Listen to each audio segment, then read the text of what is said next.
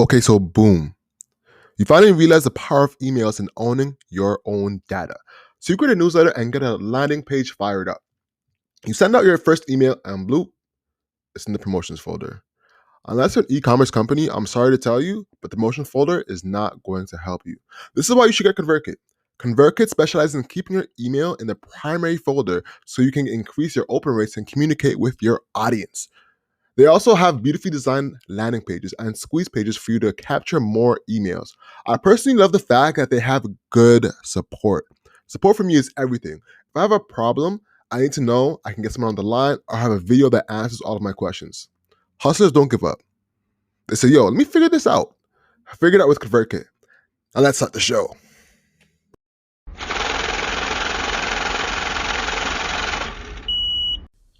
I go there to meet with Jay. We have a conversation. We're eating dinner together at Tao. P. Diddy walks up, starts talking to us. He's sitting down talking. We're all talking here. Then we get done eating. We go through the kitchen, just like you see in movies or something. We go through the kitchen. We hit this kitchen elevator to go upstairs. Russell, what's his name? Russell, the comedian dude who was married. Russell Peters? No. Russell Brand, yes, the comedian who was married to Katy Perry. Katy Perry and Russell Brand are with us. Cedric the Entertainer and two other people. I can't remember who it was. And we're all going upstairs. We go upstairs. We get walked over by like 10 security to this table, this big table. Jay Z is literally standing on the couch. His knee, I can feel his knee coming, as he's moving around, brushing up against my arm. I got, dude, right here. I have all the dude's albums, and now he's standing right here. I got Cedric the Entertainer to my left.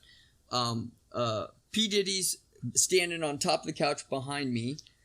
And they're freestyling on the mic to like a beat that the DJ threw down. And they're both freestyling, over mics. And, dude, I don't even know what to say.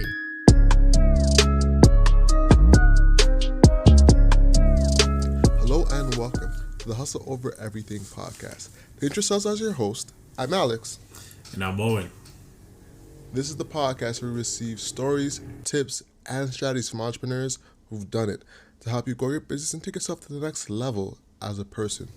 Later today on the podcast, we have Dan Caldwell on the show. When it comes to MMA, UFC, wrestling, and working out, there's a brand that's synonymous with all that, and that's Tapout. Dan and his co-founders built the brand up to be a multi-million-dollar empire through this brand. We're going to talk about it today. But first, Owen, what's good with you, man? How you doing? Blessed as usual. The thing is, the weather has started to cooperate. You feel me? So I've been taking like mad walks. I've been actually living life. I haven't been as a cocoon in the condo. So I'm happy about that, bro. I know by next week, the weather's just going to like take off.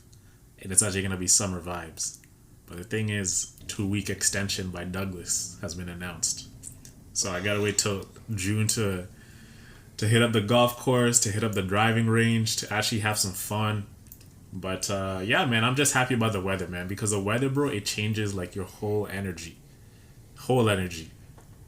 Douglas ruined my whole birthday, man. Like, my birthday's on the 1st. And the extension has gone to the 2nd. So I'm just annoyed that, Bro. I have to stay inside on my birthday for the 2nd year in a row. So can't believe your birthday has snuck up like that on us. Yeah, it's finally here. Because man, Go ahead. It's just the other. It felt like yesterday I was wishing you happy birthday. Does it? Man, it felt like it's been ages ago, to be honest with you. It feels like I've lived so much life inside. Like last birthday, I was at a whole other company. I wasn't doing this full time. I've been, still inside though. Still inside on this desk. Honestly, I can't wait to bust out of here, man. Bruh, Can't wait. How much mileage do you think your chair has taken? Yo, my chair is screaming at me. Like, if on my chair I had a personality, be like, fam, I'm done. So I'm done. if someone wanted to cop that chair, like let's say on Kijiji, they ask you, yo, how much mileage is on this? How much would you attribute the cost of that chair if you were to sell it? Like 500,000 miles. You know what I'm saying? Like, In chair it's years, done. that's like $10. This is a used chair, by the way. Jeez. So you've taken it like overboard now. You're taking it over Exactly. That's what I'm saying. This chair is a grandfather. You know what I'm saying? But that's neither here nor there, man. Have you been paying attention to this Joe Budden debacle? I have. You know, there's a couple ways I feel about it. There's like a business side to it, and then there's also like a moral side to it. The business side to it, like I can definitely see what Joe is saying about, you know what, you guys are highly paid podcasters, right? I'm the owner of this business, the Joe Budden Network. I'm bringing out the money, the advertisers, and everything. I'm setting everything up. But I think Joe's personality is very... It's rough around the edges, especially like when you're trying to cooperate with him. It's like he wants it his way or there's no other way. It's like, yo, these guys have been riding with you the whole time and you're treating them like that, like publicly. It's just not the best way to go on about any like disagreement you have. You can just handle that behind closed doors. And it sucks that, you know, they're like the best podcast out here within the entertainment hip hop category. I don't think there's anyone else who comes close. I mean, there's big ones, but Joe is like the MVP of this space, right? So to see them go down like this, it just sucks. Most definitely. I think, you know, well, firstly, I think it's a learning lesson for us. It's been a learning lesson for podcasters overall, because you really get to see where ego can lead you. You can see how deal structure can lead you in a certain way. Because I just listened to the Maul side of it, the Rory side of it, and it was very interesting to see You paid for it? The two perspectives. I paid for it. It's $2. You know what I'm saying? I can give him a toonie. You know, I don't mind. It's like donating at like McDonald's, like that little chump change thing. Don't kill me. Help the children, feed the children. You know, just dash that toonie in there and just forget about it. Yeah, I got 8 quarters, man. I got 8 quarters. So I paid for it and I checked it out and I was really surprised because there was a lot of things that were left out that were very important, you know, and it was a learning lesson on, you know, how the truth is 3 sides. There's, you know, one side, the other side, and the actual truth between the 3 people, so, or however many people. So it was very interesting to see that. Also, like, man, there was like, let's keep it a buck. There was like a big skirt around this payment process that they had going on. You know, did you catch it, or did you get a chance to listen to it? I saw Rory and Mal, like he posted it on his IG, but I haven't watched it yet. Mm-hmm. I'm like gonna. So pay one of the main things, yeah. So one of the main things that were missing from Joe's speech, from everyone's interpretation, you know, was the fact that they were hired employees, right? The entire notion that was given was these guys are hired employees and they're asking to see the books, they're trying to audit the company, which is absurd, right? But these guys were on a profit split, you know, which changes things. Mm-hmm. You know, when someone's on a profit split, that means, hey, whatever money comes in, they're going to get a percentage of that profit, right? So with that being said, they were they're asking to get the numbers to say, hey, this is the number, so this would be my split of that, right? And they weren't even asking to see it a lot. They were asking to see it on a not even semi-consistent, maybe once or twice a year, so you can get the gist of where the numbers are, what their split is, and everything moving forward. So I'm like, okay, that sounds like it makes sense when you're starting a podcast, because you're starting with sweat equity and it's on someone else's platform. So he wants him to keep the IP, but them to have a split of it so they don't feel like employees, especially when they're putting their sweat equity from the beginning, you know? And what I think was one of the main causes that no one's really talking about is the sweat equity that Joe's putting in. and the sweat equity that they're putting in, because they set a deal up where they're getting, let's call it 20%. Let's call it 20%, right? In the beginning, when they was making no money, 20% of nothing is still nothing. When they get the deal, 20% of a lot becomes a lot. And then when they stop doing effort, stop giving effort, and Joe's putting in all this sweat equity in, being on different shows, being on Love and Hip Hop, being on, State of the Culture, being on Everyday Struggle, giving all of this energy, exertion, starting a new podcast, bringing new people in. Like Karen Silver has 1 million followers, right? So if she started tweeting about the Joe Budden podcast, then, everyone's eating off of that network, right? Because the network is going to trickle down into the podcast. So they're not giving, effort in, but they're receiving it. So they can interpret that as they're just taking, they're not really giving anything. So that could be resentment as well, right? So it was really interesting to see that point of it. Like, they created a contract that was so beneficial to them that it could feel like everyone else is getting screwed over. And they asked to see the accounting, and they were given like screenshots, snippets in emails, like quick spreadsheets. They weren't seeing the real deal. And I was like, oh, okay, now we're seeing where the resentment comes, because they weren't actually seeing the real deal, Holyfield, of the numbers. So they're feeling like, hey, what's going on here? We have a deal here, and it's not being respected. So, yeah, man, that was kind of like interesting to see, because no one really talks about profit split deals like that.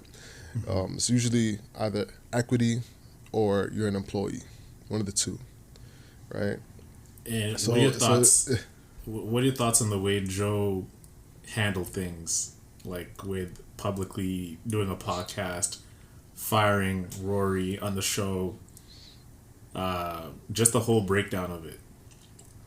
At first I was really gonna like come in and bash and be like, yo, this guy is nuts, but I realized he was really hurt, and I heard people hurt people. He was really hurt by it, and he was just trying to express, he was trying to hurt them, because he felt hurt, and he knew that they were leaving. So he was like, well, if you leave now, you're going to be siphoning off the audience I worked so hard for. So if I don't try to affect you and siphon those listeners back, I'm going to be losing a portion of my podcast as well.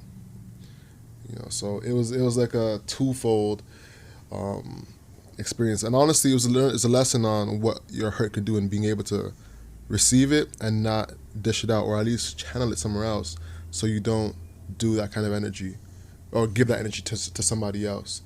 So it was really a learning lesson on my end to keep it, respectful. Because at first I was embarrassed as a listener, like, damn, this is what you're gonna do to your people.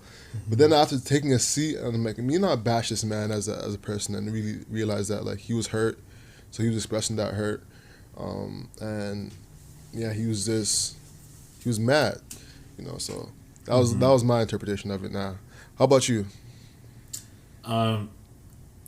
Exactly the same way you're feeling. Like at the same time, I was just like, man, just looking at him and like the type of attention he gets, you must be feeling like, man, this can't be good for the brand. This cannot be good for Joe. Like, because you got to protect your own reputation too.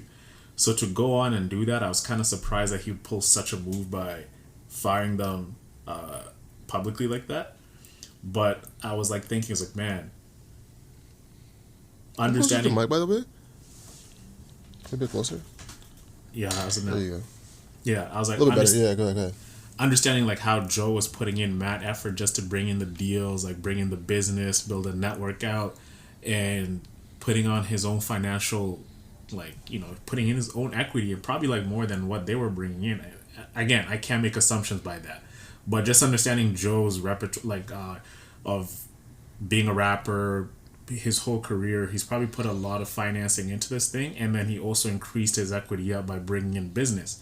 And then Rory and Mal are talented individuals in their own rights, but I think once they were getting paid, they're like, they're getting fat checks a week. Like, word on road is like they're getting $50K a week from the podcast. Right? Allegedly, yes. Allegedly. So wanting to like see the books, wanting to see whatever, like Joe's like, man, what are you talking about? Like, what do you want to see the books? Like, you're getting paid. You're here every day. You have a contract. I'm here building the business.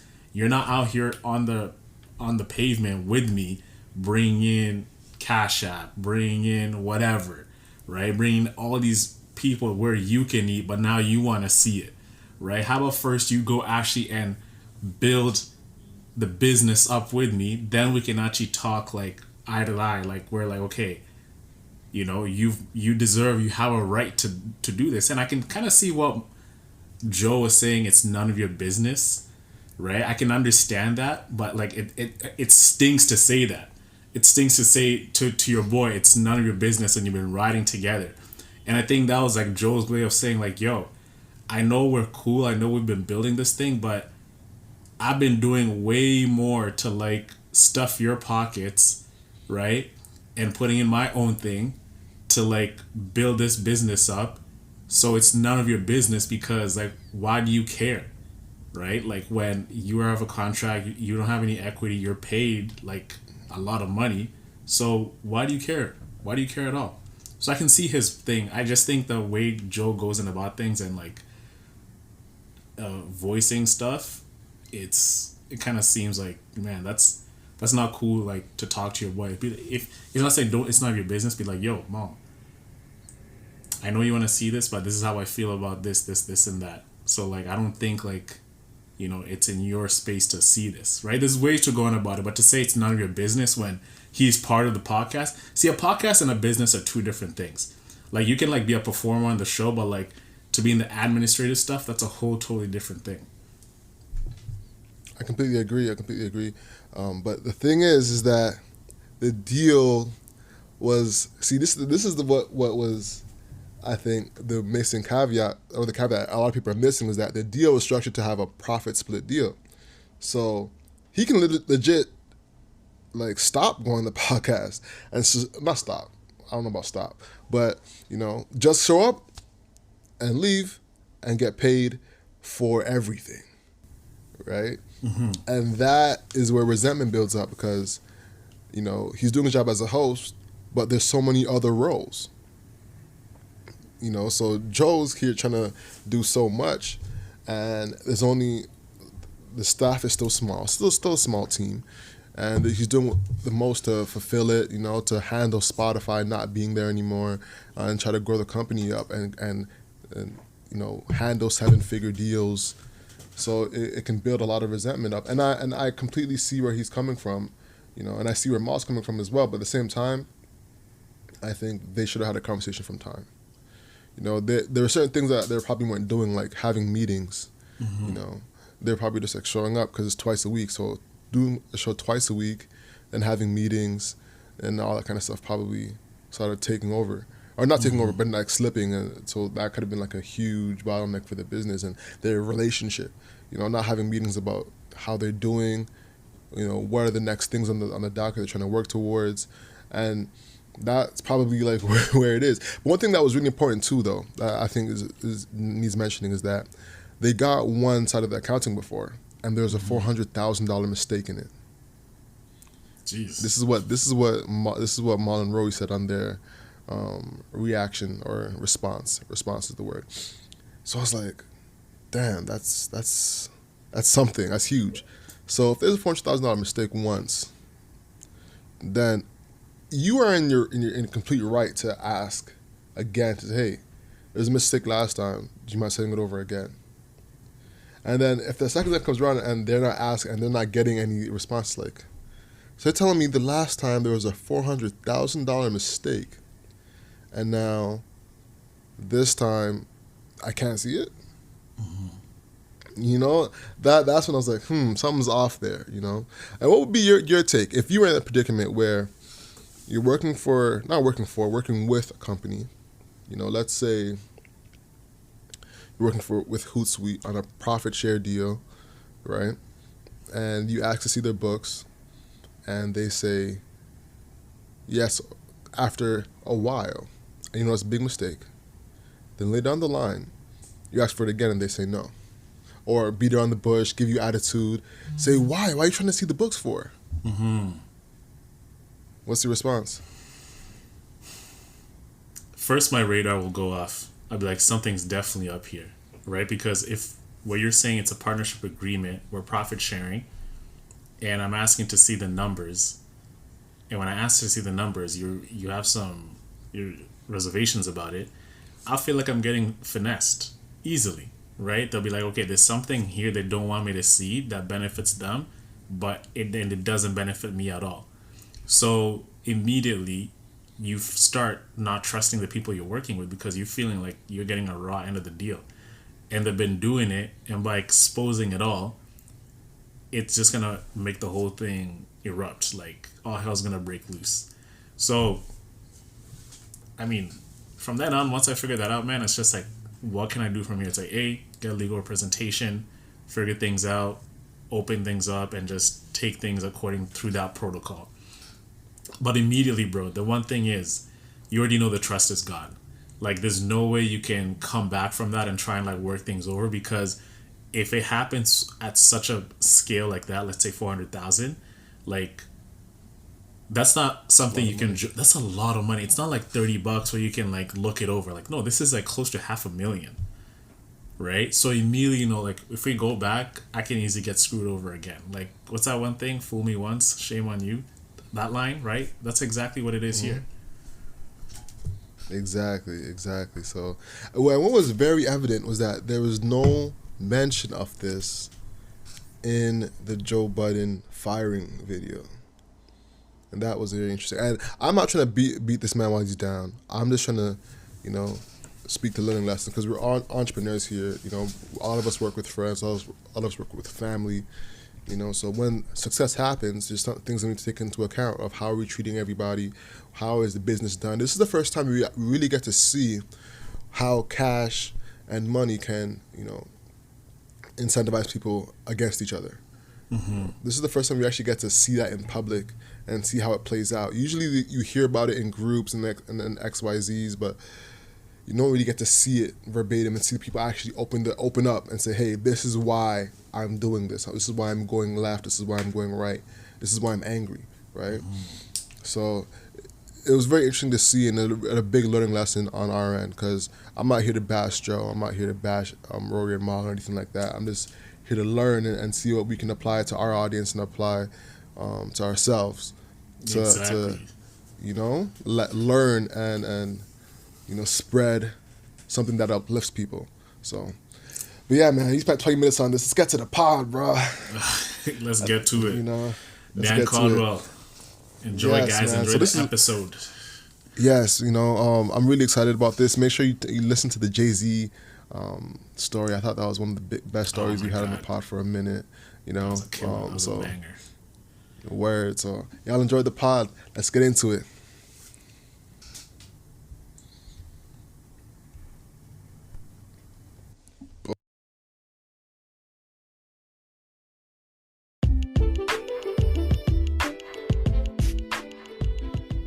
Hey, what's up, guys? To support this show for free, here are some main options. If you're on Apple, make sure you rate and write a review of our podcast. This makes a huge difference and helps support the show. If you're on Spotify, follow us. If you're on Google Play, hit subscribe and auto-download so you'll be notified and have a fresh pod ready to go when we drop. Lastly, make sure you share the podcast on Instagram or whichever social platform you use and tag us. On Twitter, we're at 24/7 Hustlers. On Instagram, we're at 24/7 Hustler. And on Facebook, we're Hustle Over Everything. And now, guys, gotta pay attention to this point. We just dropped a new newsletter.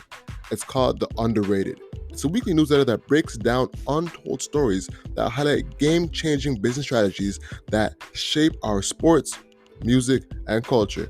It drops once a week on Mondays, early in the morning, to prep you for the week. So subscribe to that, and we'll see you in the pod.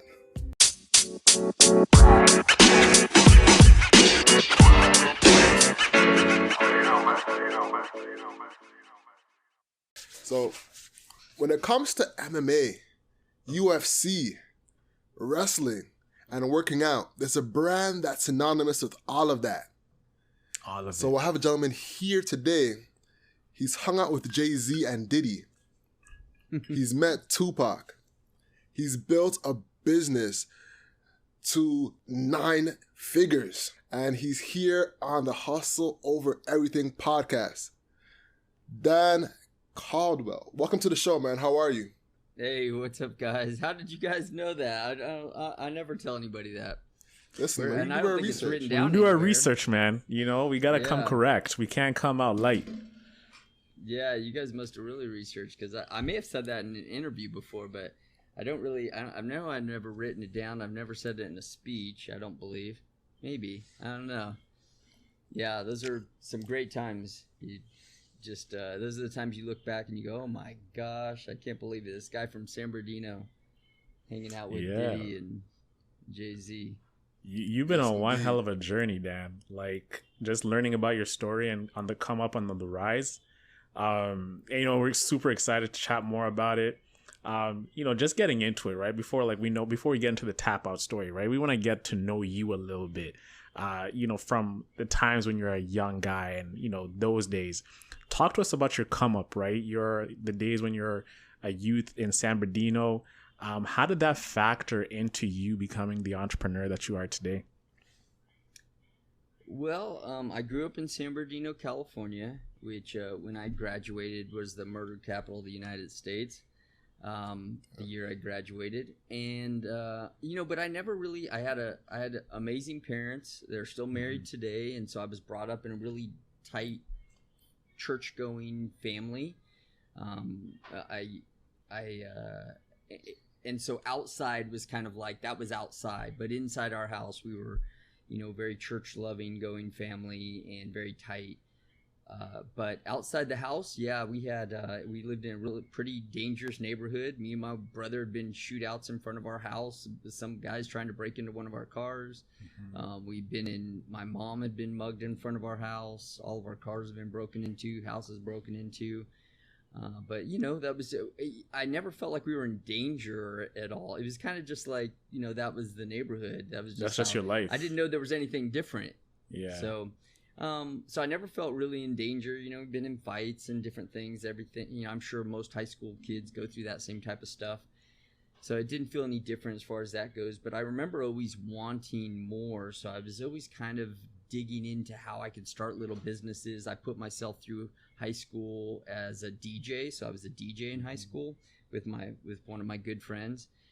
And we were making like, you know, $100 an hour. So we'd have a minimum of a 3-hour dance, and we, you know, do $300 for the night and get to hang out. You know, it was a good time. And we thought we'd created this really nice business, and we were doing pretty well for ourselves. We had dances pretty much booked every week.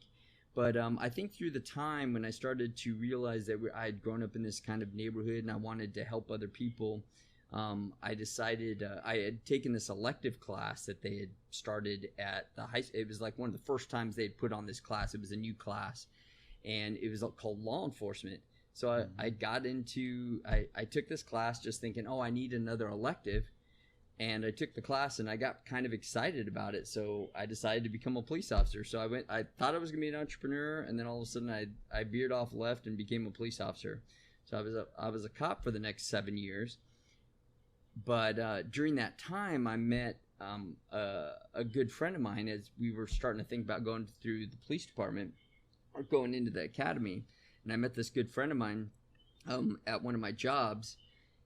And I started talking to him like, you should be a police officer. You're really, you know, you're a big dude.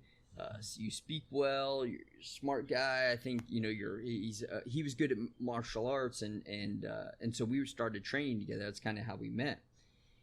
And so when we saw the very first Ultimate Fighting Championship, that's how we kind of got locked into this whole mixed martial arts thing.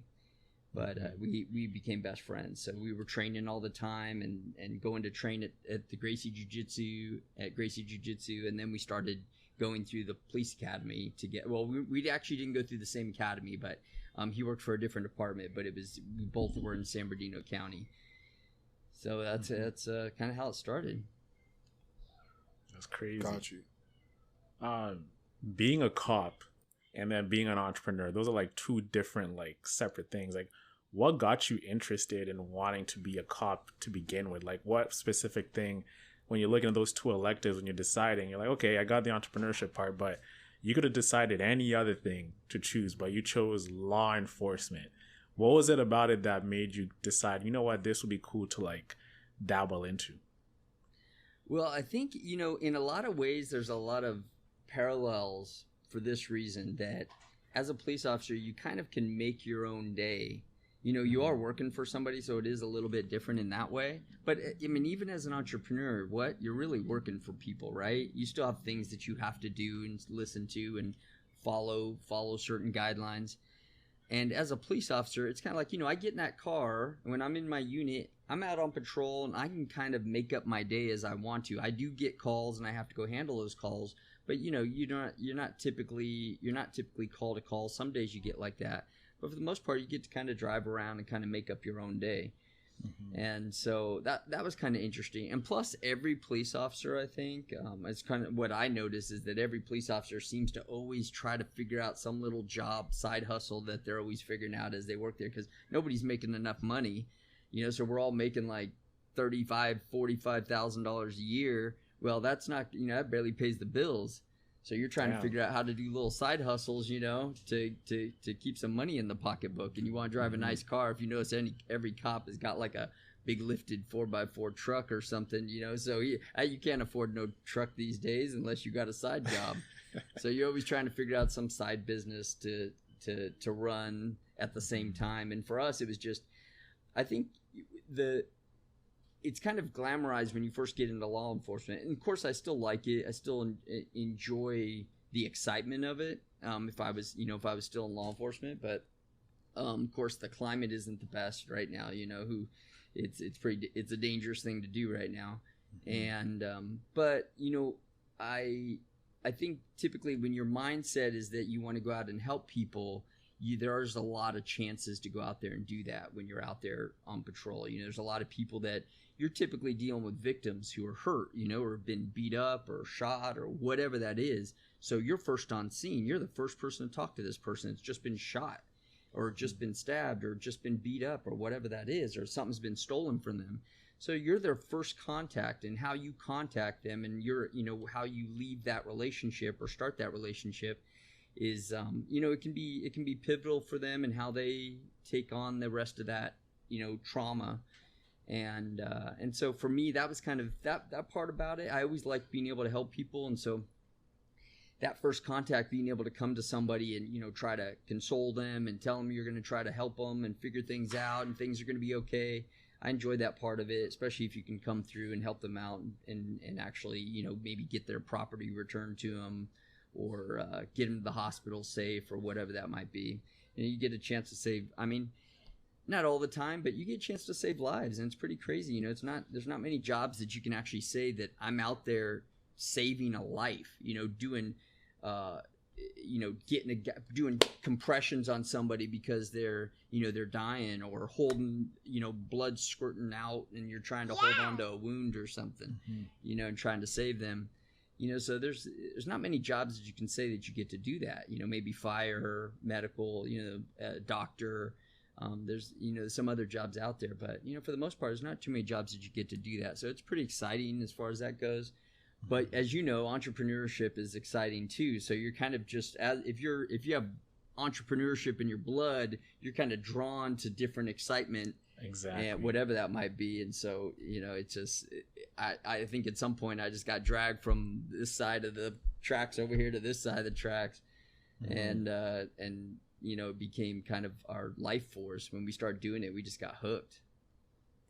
Speaking of blood, do you think that, because you had an argument on your podcast, shout out to, Pretty Young Punk, you had an argument that was, not an argument, discussion. Call it pop. It's a differentiation of ideas. Was it heated? Was it a heated discussion? Was it pretty heavyweight? Yeah. That, an entrepreneur is born or made, Right. So what do you think, and just for the audience, and I want to hear what you think as well. You can talk about it. Let's go.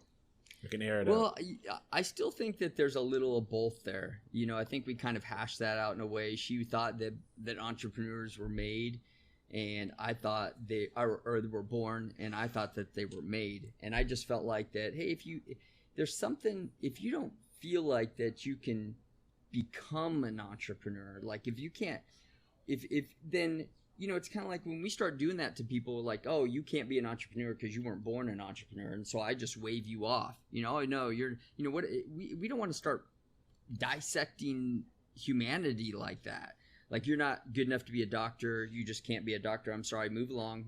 You're not going to be able to be a doctor. Or you're not going to be an entrepreneur, you're not cut out for it, you weren't born to be I mean, what if they could start testing certain things? They make you take some little test, and then they tell you, hey, you're not good enough to be an entrepreneur, you're not good enough to be a doctor, you have to be a trash collector. You know, it's like, I don't want anybody telling me what I can do and what I can't do. So I feel like when you take that away and you start putting people in boxes, I feel like it does a disservice to us. And that, yeah, are there going to be better entrepreneurs than other people? Of course. People are going to have certain, you know, there's a lot of people, everybody's smarter than I am, you know, so when I get out there, I'm like, you know, you got people with high IQs out there who graduated from Harvard. You know, I wouldn't last 5 minutes in Harvard. But, you know, I have other things. You know, there's other things that I'm good at. And, you know, I'm a hustler. I'll make things happen. I'll outwork people. You know, those are the things I feel like I'm good at. And other people, you know, maybe they're not so good at that. Maybe they get tired and feel like that they need a break, or, you know, I don't know. But they're smarts, and their smarts get them through it. So I just got to say there's probably a little both. There are probably people that are born with certain diodes that are crossed a certain way in their brain, and allows them to be able to deal with problems better than others, and maybe they're willing to take more risk than others, and maybe that's just inside in their brain. But I still think there's other things that make you a little more make you a hustler, make you figure things out, give you that EQ that it takes to really be a great entrepreneur. That's a fact. Could you imagine, like, as soon as you get born, someone takes her hair out and is like, Yep. Trash collector. Trash collector. That's entrepreneur DNA right there. Yeah. You know? Yeah, honestly, man. Yeah. So, all right, so now, go ahead, Owen, go ahead. I see you want to say something. I was going to say that, like, I feel like entrepreneurs are made, right? When you look at an entrepreneur, there's certain, like, succinct qualities you need to have. You need to be able to, like, persevere. You need to be able to, like, not give a shit what people think about you. And you got to be able to, like, break the rules a lot of the, like, throughout your whole life, right? You can't really be put in a box. When you feel like you're being put in a box, you feel like, I cannot do this. I got to, like, leave. I'm not what society says I should follow, this school, go to university, do whatever. So I think there's certain qualities, as Dan said, where when you, like, sit back a bed at night and you look at yourself, okay, I'm not really about the school stuff. I'm not really about this. Man, maybe I can launch that business. Maybe I can do this. Maybe I can do that. I think you don't really have to be launching businesses, but refusing to have things the way they are, those are, like, the ways of what makes a great entrepreneur. And once you have that, you are already a born entrepreneur. You don't have to be an entrepreneur, but that is entrepreneur DNA. Some people have to learn it, but I think entrepreneurs are born. Other people just have to learn how to build businesses. But if you look at building businesses, that's just like you own a business. Being an entrepreneur, that means I don't like the way things are. I'm going to go change that. I don't like the way that chair is. I'm going to go create a different chair because that bothers me. So that's, like, the part that makes you as a born entrepreneur, like, the born qualities to be able to, like, hey, I don't care. I'm going to go do this because I want to. And if it doesn't work, then so be it. Well, I think there's something in your surroundings too. You know, I noticed I had a lot of people who grew up around the streets, and, you know, I grew up in an all black neighborhood, so I was like the only white kid around, you know, and a lot of my friends were all hustlers. You know, I was the kid that had, you know, I was like kind of the corny kid that got brought in early, but all my friends were staying out till 11 o'clock at night. You know, I had to come in at like 8, you know, before it started getting dark. And, you know, but all my friends, I feel like they figured out a way. They're going to make it. You know, I know a good guy. He actually he ended up playing professional football, but I remember I always looked up to him. We called him Pedo, but I always looked up to him. He'd carry a briefcase around in school, and he had all his mixtapes and all these tapes that, you know, he was kind of rapping and DJing, doing all kinds of stuff on the side. And I always thought, man, this guy's going to figure it out. Whatever he does, he's going to be successful in it. You just see that in people. And sure enough, he was at the time, he was the, kind of the guy to look to for, he was kind of the local rapper locally. And he didn't kind of end up going that way. He was recording with some really good people. I'm trying to think who it was at the time, but I remember one time I went with him to the studio. And it was an experience, but I was at the studio with him, and of course I'm the only white kid in there, and I'm a skateboarder at the time, so like I'm a skateboarder, but we're friends. Yeah. And so I'm in there, and he was recording with so I felt like, man, shoot, dude, we just like, this is professional. Like, at the time I'm like, I don't know who's here, but there's a lot of people, and this is a big studio. This isn't some second-rate studio. So I felt like he's going to either make it in this, and then he ended up going to NFL and being like, winning a Super Bowl ring. So wow. So it's like his name was Chris Hayes. I forgot who he played for, but he might have played for San Francisco. I can't remember. But he ended up winning a Super Bowl ring. So Super it's Bowl like champ, yeah. Yeah. So I mean, anything he did, he was going to be great at it. And so I look at it but I think he learned that. I mean, he grew up in not the worst place. His parents were actually really good people, and so they kind of kept him straight too. But he was, San Bernardino wasn't a good place, man. It wasn't. There were people getting shot all over the place. I remember waking up in the middle of the night, my dad dragging me out of my bed, laying on top of me because there was a drive-by shooting, and it felt like it was hitting our house, but it was actually like 5 houses away, and it was an AK-47 being fired. So it was so loud that it sounded like somebody was hitting the side of our house with a hammer. I mean, it literally, like, as hard as they could. And they fired off like 30-something shots. So all we heard, bam, bam, bam, bam, bam, bam, bam, bam, bam. I mean, it felt like it went forever.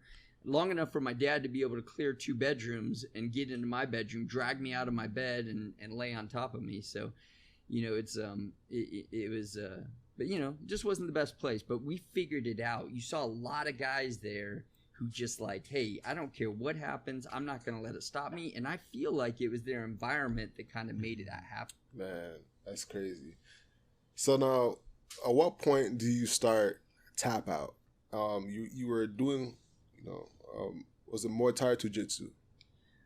We were kind of we were training Taekwondo at the time and a little bit of boxing, but not like professionally. It was just me and my friend. He was like a really good kickboxer type Taekwondo guy, and I had come a little bit from boxing. I had like a year of boxing, so just enough to get me in trouble. And so I was showing him some boxing and what I knew, and he was showing me some kicks and what he knew. And then we saw the very first Ultimate Fighting Championship, and this guy Hoist Gracie came in and mopped up 3 dudes that night. He's 170 pounds wet, and he just beat up all these big dudes. And I'm like, oh my gosh, we got to learn how to do this because we're about to get into law enforcement. I'm not the biggest dude, so like I'm gonna be dealing with a lot of big dudes. And it was a way to be able to kind of control people and not really have to hurt them. Like most arts come from punching. You're like punching or kicking, and you're really having to. And law enforcement, you can't do that very much, or you're going to get in trouble, right? We've seen that. So you have to be able to control people. And there would seem like no better martial art than jiu-jitsu, because in jiu-jitsu, I mean, this guy, Hoist Gracie, he literally maybe threw a handful of punches the whole night. He fought 3 dudes and maybe threw 5 punches the whole time. Most of his stuff was all joint manipulation and wrestling type moves and chokes. So I'm like, that's exactly what we need for law enforcement, because you can't be just punching everybody. So you got to be able to control people to get them into handcuffs. And so we just like the next week we were drove down to Torrance, California. We heard they were in Torrance, and we drove down to Torrance, California, and started training with Hoist Gracie. Damn. That's crazy. And then I'll continue how we got started, because that was kind of the question. We just saw how many shirts they were selling at the Gracies, and we were like, man, we got to learn how to do that. I mean, we got to do something like this. Like these guys, there were people coming from all over the world to go into the Gracie Academy in Torrance, and they would come in to buy T-shirts because they like knew the Gracie Academy was there. They knew Hoist Gracie was there, and he just fought in this UFC. And so you'd have people coming over from Japan and England and wherever they showed the UFC in South America, all over the place, from all over the United States. And people would come in there every single day. I mean, not a ton of people, but just like every single day, there'd probably be 5 or 6 people come in while we were there. So we're there for training class for a couple hours, and like there's 3 or 4 people standing in line waiting to buy T-shirts. So we were like, man, what if we I just remember the drive home one day, we were talking about it, like, what if we create a shirt that was kind of, like this? And then he came to my work a few days later, a week later, and he said, hey, what do you think about that idea, really? Like starting a T-shirt company. I want to do it. And so I was like, okay, let's do it. I'm in. Let's do it. And this friend of yours is Charles, right? Yeah. Were you guys working on any other ideas before? Like, it seemed like, okay, just to decide on a T-shirt company is like one thing, but the build-up process towards, hey, the T-shirt idea is going to be what we are going to do. What were those other project ideas that you guys bounced off of as before you got to the T-shirt idea? We didn't have any ideas. That was it. It was like we were just studying. Jiu-jitsu had kind of consumed us. So that's kind of what we talked about all the time. It was like jiu-jitsu, like, oh man, I learned this new move. We were getting mats and putting them in his garage, and I had mats at my house, and we would like go through moves. I'd be at work, and I'd be thinking through moves, like I'd see somebody, I'd be like, oh, I double leg him, and then when I got him down, he'd probably fall this. I'd be thinking through the whole fight, with my head. And so it kind of just consumed us. We were always thinking about jiu-jitsu when our conversations usually turned to jiu-jitsu. And so that was just kind of our girls in jiu-jitsu, man. That was kind of what we were talking about. And so just when the T-shirt thing came up, it was kind of like, oh, we still get to talk about jiu-jitsu and mixed martial arts. Or at that time it was called No Holds Barred. It was called NHB for No Holds Barred. It was before they had the term MMA. It was called No Holds Barred because it was a little more crazy. There were no, time limits. There were no weight divisions. So they had another name for it. In 2001, when the Fertittas bought it, they kind of changed the name to Mixed Martial Arts, and that's kind of what it became. But at that time, we were like, oh, we still get to talk about No Holds Barred and jiu-jitsu, and we just have a T-shirt company based around that whole sport. So what was that? So now you guys are cops, and then now you're going to go build this T-shirt company. What was that moment that was like, okay, the cop thing it's no longer in our future plans? What was that moment like for both of you? Well, he was going through a use of force thing. He was dealing with some guy came in, and I don't remember too much about it. I just remember some guy came in and spit on him, and he kind of like handled the dude, like sent him into a wall or something, and that he was kind of dealing with a use of force thing with that. And I remember the captain called him in and was like admonishing him or something, or the sergeant or lieutenant. Maybe it was the lieutenant, and he kind of he pulled his badge off and threw it on the table and said, hey, you can keep your badge, and he was out of there. And we were like starting our company, or we were like probably about a year into our company at the time. And so he called me one day. He was like, Dan, I quit today. I was like, what? No, you didn't. This is our careers. Like I never thought, I always kind of thought in my head that for a while there anyways, at least when he called me that time, I thought we're going to run the clothing company and be police officers at the same time. It kind of like was our identity. You know what I mean? Like we were police officers, but all of our cop friends were buying shirts from us. And it's kind of like prominent, that people were starting to learn jiu-jitsu. We were teaching jiu-jitsu to our departments. We were defensive tactics instructors for our departments at that point.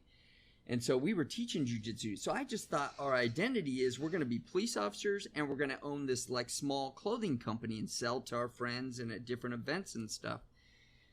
And then he calls me that day and says, I quit today. I said, no, you didn't. Stop lying. No, I did, bro. I threw my badge on the table and said, I'm out of here. I was like, oh my gosh. He goes, I was like, I guess, do I need to quit too? He's like, you can't quit. You got to pay for this thing.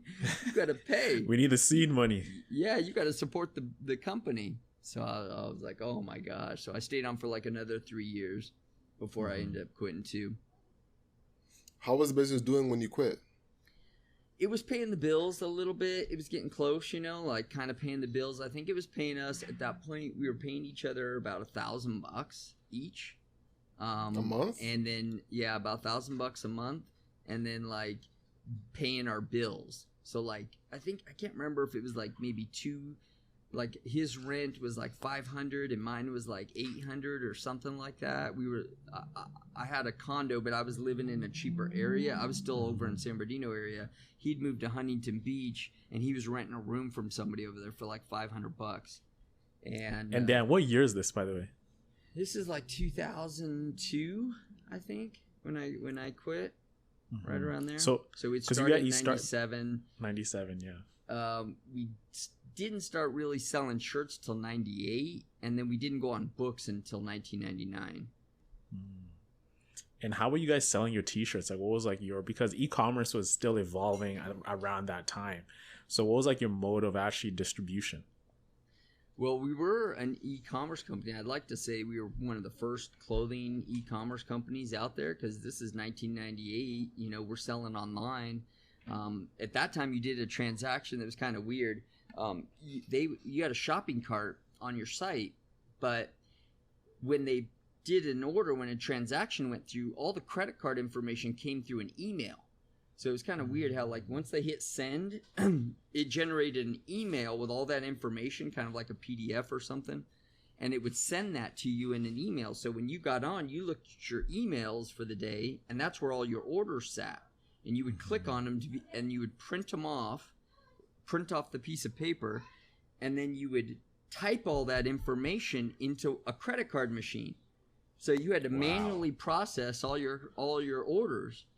So you didn't have like it wasn't like generated or anything. You'd have to type in the credit card info, type in all their stuff, and make sure the credit card went through. When it went through, you'd write like pass or good or whatever on there, and then that would be the order that you'd fulfill. So we were getting like 1 or 2 orders a day or something like that at the time, 3 orders a day. I don't remember, somewhere around there. So this was what life was like as an entrepreneur in e-commerce before Shopify. Oh yeah, I'd walk around. Well, we wanted to also. You got to remember, at this time, people didn't trust the internet. It was a time when people were scared to put their credit cards in the computer. So we had to offer this 800 number. It was kind of smart. I mean, I kind of figured out we figured this out on the way. This is what I'm talking about. Like, entrepreneurs just figure things out, right? So what we did is we set up our phone system. So we had an 800 number. It was like 1-800 Tapout 4. That's what it was. I just remembered that just now. It was 800 Tapout 4. And when people called, that phone call would come to my house. Well, I would forward that. If I wasn't at the house, I would forward that phone call to my cell phone. And so when that call came through, even if I was at work, I had order forms in my back pocket. And I would be like, I'd look at the call and be like, oh, Tapout Clothing. And they would go, oh, I'd like to order a shirt. I'd say, okay, can you please hold? I'd put them on mute. I'd pull out an order form out of my back pocket. Mind you, I'm a police officer at the time, so I'm taking calls and all kinds of stuff. I'm sitting in my unit maybe, and we always carried these like big clipboards so that we could, I'd put it on the clipboard. I'd say, okay, go ahead with your order. I'd have to turn down my radio, so hopefully there wasn't like an emergency call or something. I'd turn down my radio. I'd say, oh, what can I get for you? They'd tell me the whole order. I'd write it down. What's your credit card info? Oh, Visa. Okay, great. I'd write all that info down. I'd say, okay, I got your order. We'll get that out for you tomorrow. Thank you. Have a nice day. Bam. I'd click the phone, fold that order back up, stick it in my other pocket. So my fulfilled orders would be on this side. My blank ones would be on this side. Wow. And I would write that down. And then if I couldn't take the call, I had set up an answering service. Now, the answering service was super expensive. So it was like $1 a minute or something like that. And so I would, if like I knew I was going to be on something busy, like a big, I was getting a crazy call or something, I had this like short number that I could dial real quick and forward the phone, my cell phone. So it'd be forwarded from my house phone to my cell phone, and then I'd forward it to the answering service. And then the answering service would take the call, and they would take orders. But I hated to do that because it was so dang expensive. So I've tried not to do that most of the time. But at least we had that available to us. And it's funny because I still have companies today that I run kind of that same way, that like not as far as answering the phone itself, but we'll forward the phone to an answering service if we're not able to, take calls if our answering people can't. That's hilarious. Damn. No, that's a real like in the mix. That's ground level. You gotta figure it out, crazy. right? Yeah, that's a fact. All right. So, what was the breaking point for the company? You mean like when it started to break even, started to make money? Exactly. What we didn't realize is for those early years we were starting to make money, but because we were growing so fast, people don't really think about this, but when you have a physical product business, as you're growing, you're having to put if you plan on being 300%, we were growing by 300% every year. So if you plan to be 300% larger as a company the following year, you have to put, if you're making X amount of profit, not only do you have to restock what you sold, but the balance of your profits have to go back into inventory because you're going to be that much bigger in a minute. So you have to not only buy replenishing inventory, but you've got to buy additional inventory because you're about to grow. You're growing right now. So we thought we were poor. I was driving a $1,000 van around that we had bought at an auction. I painted it black, put big old Tapout logos on it, and we had a Suburban that we did the same thing to. But all of our money was tied up in stock. So I remember a few years in, probably in 2005, we're doing $3 or $4 million, but we didn't have 2 pennies to rub together. Mm-hmm. We were like, we were basically just paying each other's rent. I think we were paying each other about $2,500 a month, something like that. Mm-hmm. That's about all we could afford because every penny was going back into inventory. We were growing our inventory too. So not only were we growing our SKUs. We were like, oh, we want to be a real company. So now let's start ordering belts, and we want to have, sweatshirts and hats and we always had hats and things like that, but we wanted to really expand into keychains and just everything that a t-shirt company might have. I also read that, when you're getting into MMA, UFC, you traded in $3,000 shirts or inventory to have the Tapout logo in the ring, right? This is like when, talk about that story. I found that really interesting when I was looking into it. Yeah, the UFC, we were still, like I said, it was hard to really put money together. We were just, as fast as we made money, we were paying it out to fighters and paying it out to marketing and paying it out to travel. So we were traveling all over the place, sponsoring different events. And one of the things that it was hard to be able to pay the UFC for sponsorship. But we figured out that if we made this deal where if we gave them clothing, they would sell the clothing at the event and recoup their money. And so we started doing that with them. And then at this one big super event called The Ultimate Fighter, I don't know if you remember the Ultimate Fighter television show. Yeah. But the very first one, they had a finale for it. And when the finale came on, we didn't know that they were doing all kinds of like marketing for us on the show, on the television show itself. Like, hey, this, how like they do for Budweiser, this has been brought to you by Budweiser, that's what they were doing, but they were doing that with Tapout. They were like using us because they didn't have sponsors at the time, so they needed people. They wanted to make it look big. Like imagine you as a podcaster, you want to make your podcast look bigger, so you announce a couple sponsors that really aren't your sponsors, but you're just like doing it to make it. I mean, if you said, oh yeah, sponsored by Ford trucks, everybody go, dang, this podcast is this is legit. They got major sponsors on board. Big old sponsors they got. But that's kind of what they were doing with us because the UFC was still figuring things out, and they didn't have anybody to believe. ESPN wasn't on board yet, Fox wasn't on board yet. None of these people were on board, so they said, oh, let's use Tapout as one of our sponsors. So they said, this show's been brought to you by Tapout for mixed martial arts clothing, bad for the sport. Well, I can't remember this. I forgot the term. We had a few different coin phrases that we used for our marketing. And then, say at tapout.com. And so imagine when this fight was going on, they had the biggest audience they'd ever had in history. At one point, 10 million people were watching this fight. And so, yeah. And so all of a sudden, my website guy calls me and he goes, what the hell is, he used a lot of other words, but imagine, what the hell's going on right now? He goes, bro, you got to tell me if you guys are doing any marketing. Like, your whole site is out of control right now. It's collapsed already. I've had to shut off the credit card processing because we can't even capture credit cards. It's going too fast. You're doing like 3,000 orders an hour right now. I said, hold on. What do you mean? He goes, you're doing 3,000 orders an hour. I said, oh my gosh. I tell my partner, he's like, he couldn't even comprehend it. He was like, oh, let's talk about it in a few because I can't even think about that right now. So we basically had to shut off the credit card where it would actually process the credit card and let them know that their credit card either worked or didn't. And we shut off at that same time, it shut off inventory, or maybe we didn't even have inventory at the time. So all these people were making thousands of orders for product that we didn't have in stock, and we weren't able to fulfill, and we didn't even know if their credit cards were going to go through.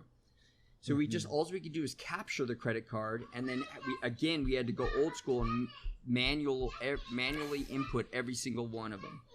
Thousands and thousands of orders. You must wish you had a Fiverr guy to help you out with that, like, manual, tedious processing. Oh my gosh, dude! I was hiring everybody I knew. Everybody. We got home. I called on the way home from Vegas. I called the guy that we were renting our building from, and I knew the building next door had just opened up.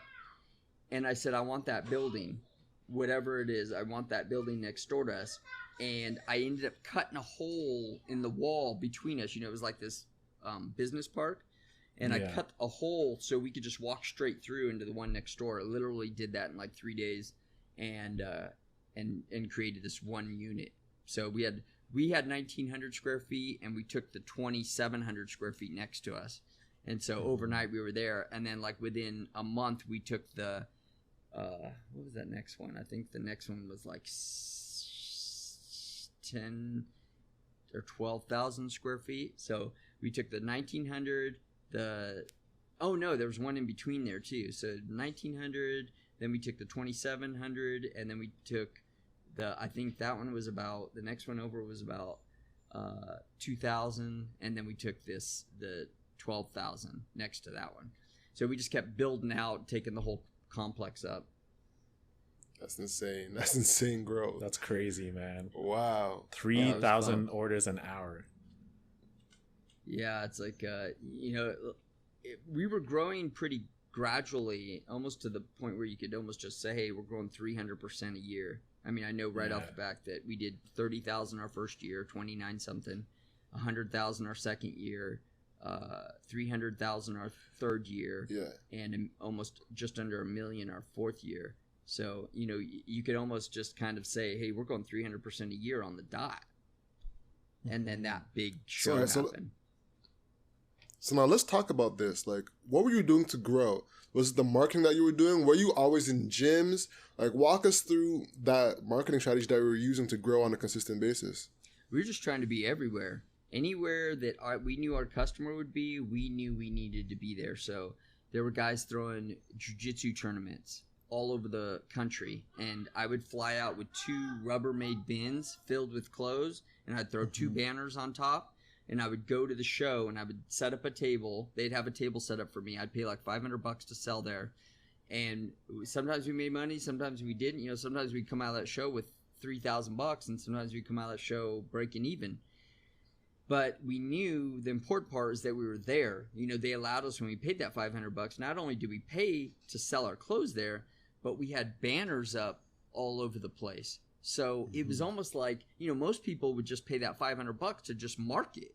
But to us, we called it throwing hand grenades, because Yeah. it was like we're throwing hand grenades all over the country right now. I'd go sell in Phoenix, and then I would come home, and that next weekend I'd be in Indiana selling there, and then I'd come home, and then I'd fly to Hawaii for 3 days to go sell out there at Super Brawl, and then I would fly back and go straight to New York for a show that was coming up out there on a Thursday, and I'd sell there, and then I would come back and sell one in California, and then we'd go to Vegas for Grappler's Quest and fly back. You know, I mean, it was just nonstop.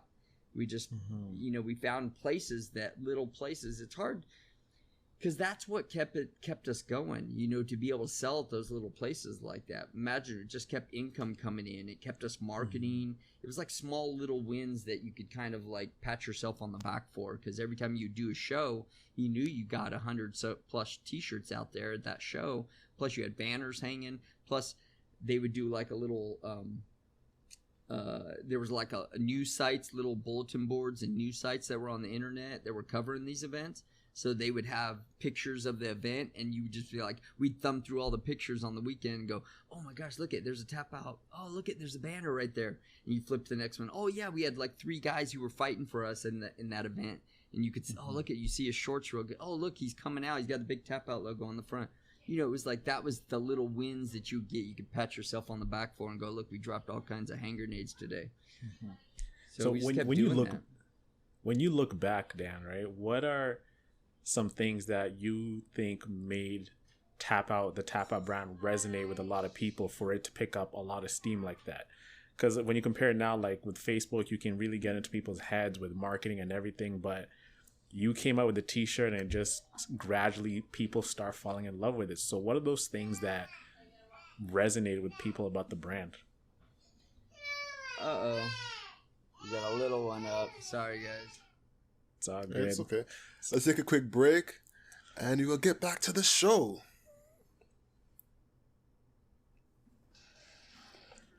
This is a good time to quench your thirst, you know? Yeah, we're going to get some more. Well, is your fan on, bro? Are you hearing it? I felt like, because when you muted your mic, I felt like the fan was, like, it just went silent. So, like, and then when you unmute, it came back on. Yeah, my fan came back on. Hear me Hold on too. 1 second. all right, no problem, Dan.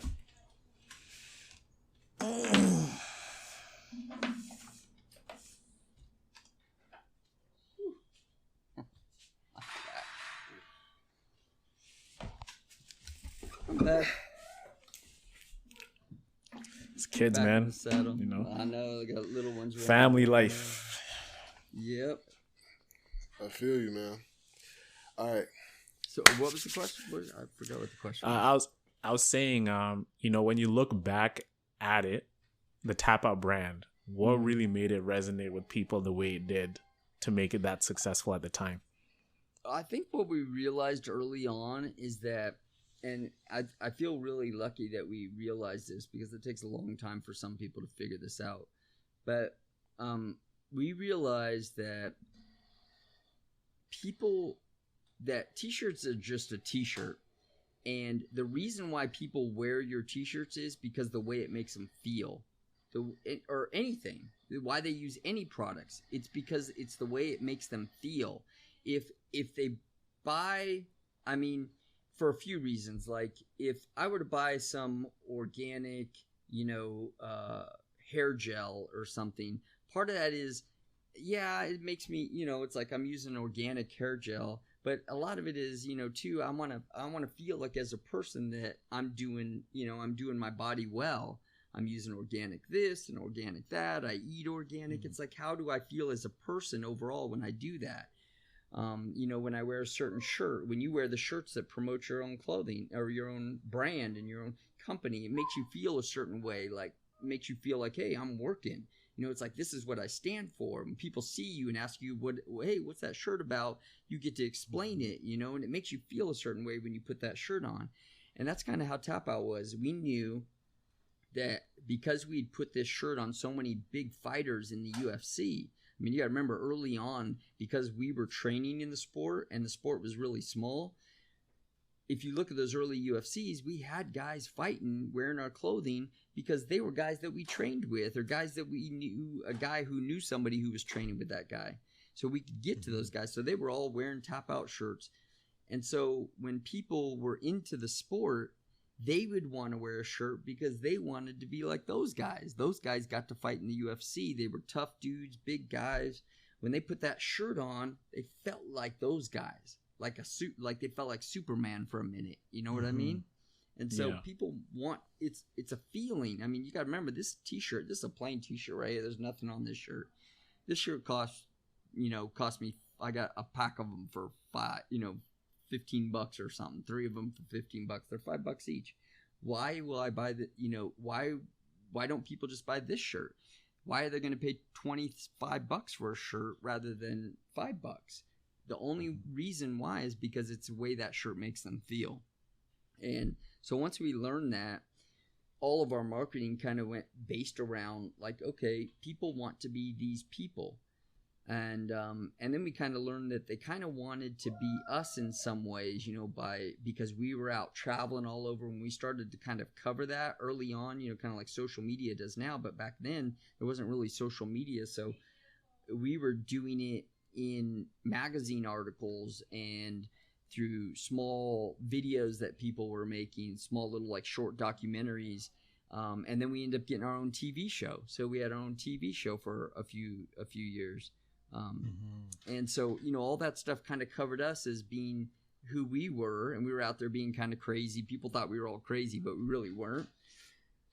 It was like, we were just like, it was to make it look like we were like people didn't know we were cops. We never told anybody that we were police officers. So they thought we were like these crazy dudes who partied all crazy and hung out till 4 a.m. We weren't like that.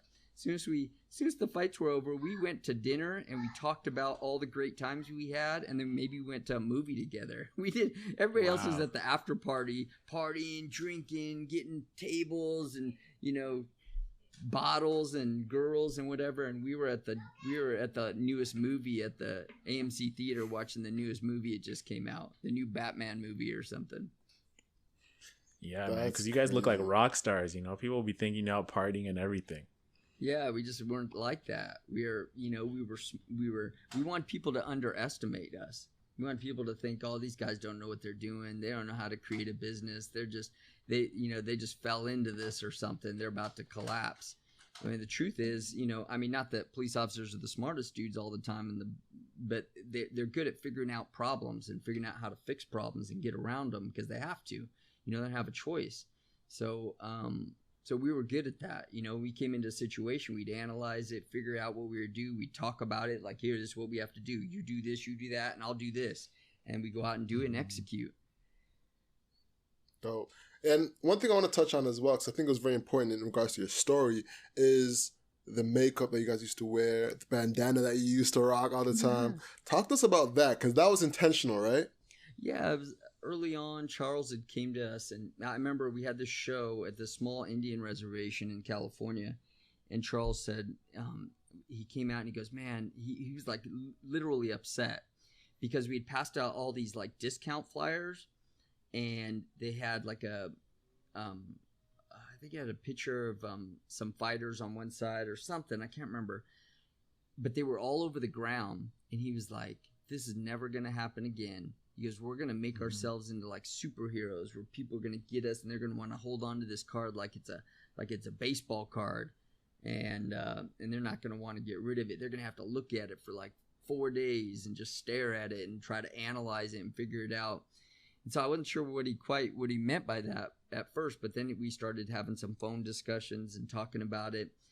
And so he goes, you're going to be a person, figure out who you want to be as a character. He goes, I like when you used to, because I'd wear this bandana sometimes just for, it was kind of a thing. It was going around at the time, kind of a look, like biker look kind of maybe. And he goes, remember when you wore that bandana? He goes, dude, that gave me chills. Like when we were cops, like if I saw some dude like that, like my hair would stand up on my arms, So he was like, that's a good look. Like I think it'll intimidate people. And so it's a good look for you. You should think about that kind of being your look. So everywhere you go, you just have that bandana on. And so that became my look. And then Scrape, who was like 6'7", he put this big old wig on, and it'd make him look like he's 7 foot tall because he's already 6'7". Now he's added another 5 inches on top of them. And so that be kind of, and we realized that because one day we were we were hanging out at a place called Sharky's, I think it was called. And it was like a pool hall kind of. And all these girls were talking to him, and all these people were like, who is this? Because he just put it on just for fun. It was like Halloween or something. He just put it on for fun. And I thought that he was like, he's getting all this attention. Me and Charles over here by ourselves, no girls talking to us, nobody talking to us, everybody's talking to him. He's getting all this attention. We're like, dude, that's got to be you. You're like this crazy, flamboyant looking crazy dude who gets all the attention. And then Charles said, he's ex-Marine. He kind of wanted to be this kind of Marine looking, kind of methodical dude who's like verges from kind of like the Crow, a little bit of the Crow, a little bit of Kiss, kind of all mixed together. He kind of grew up around, his dad was a football coach, he's African American. And so his dad was a football coach. His mom was the first female principal in California.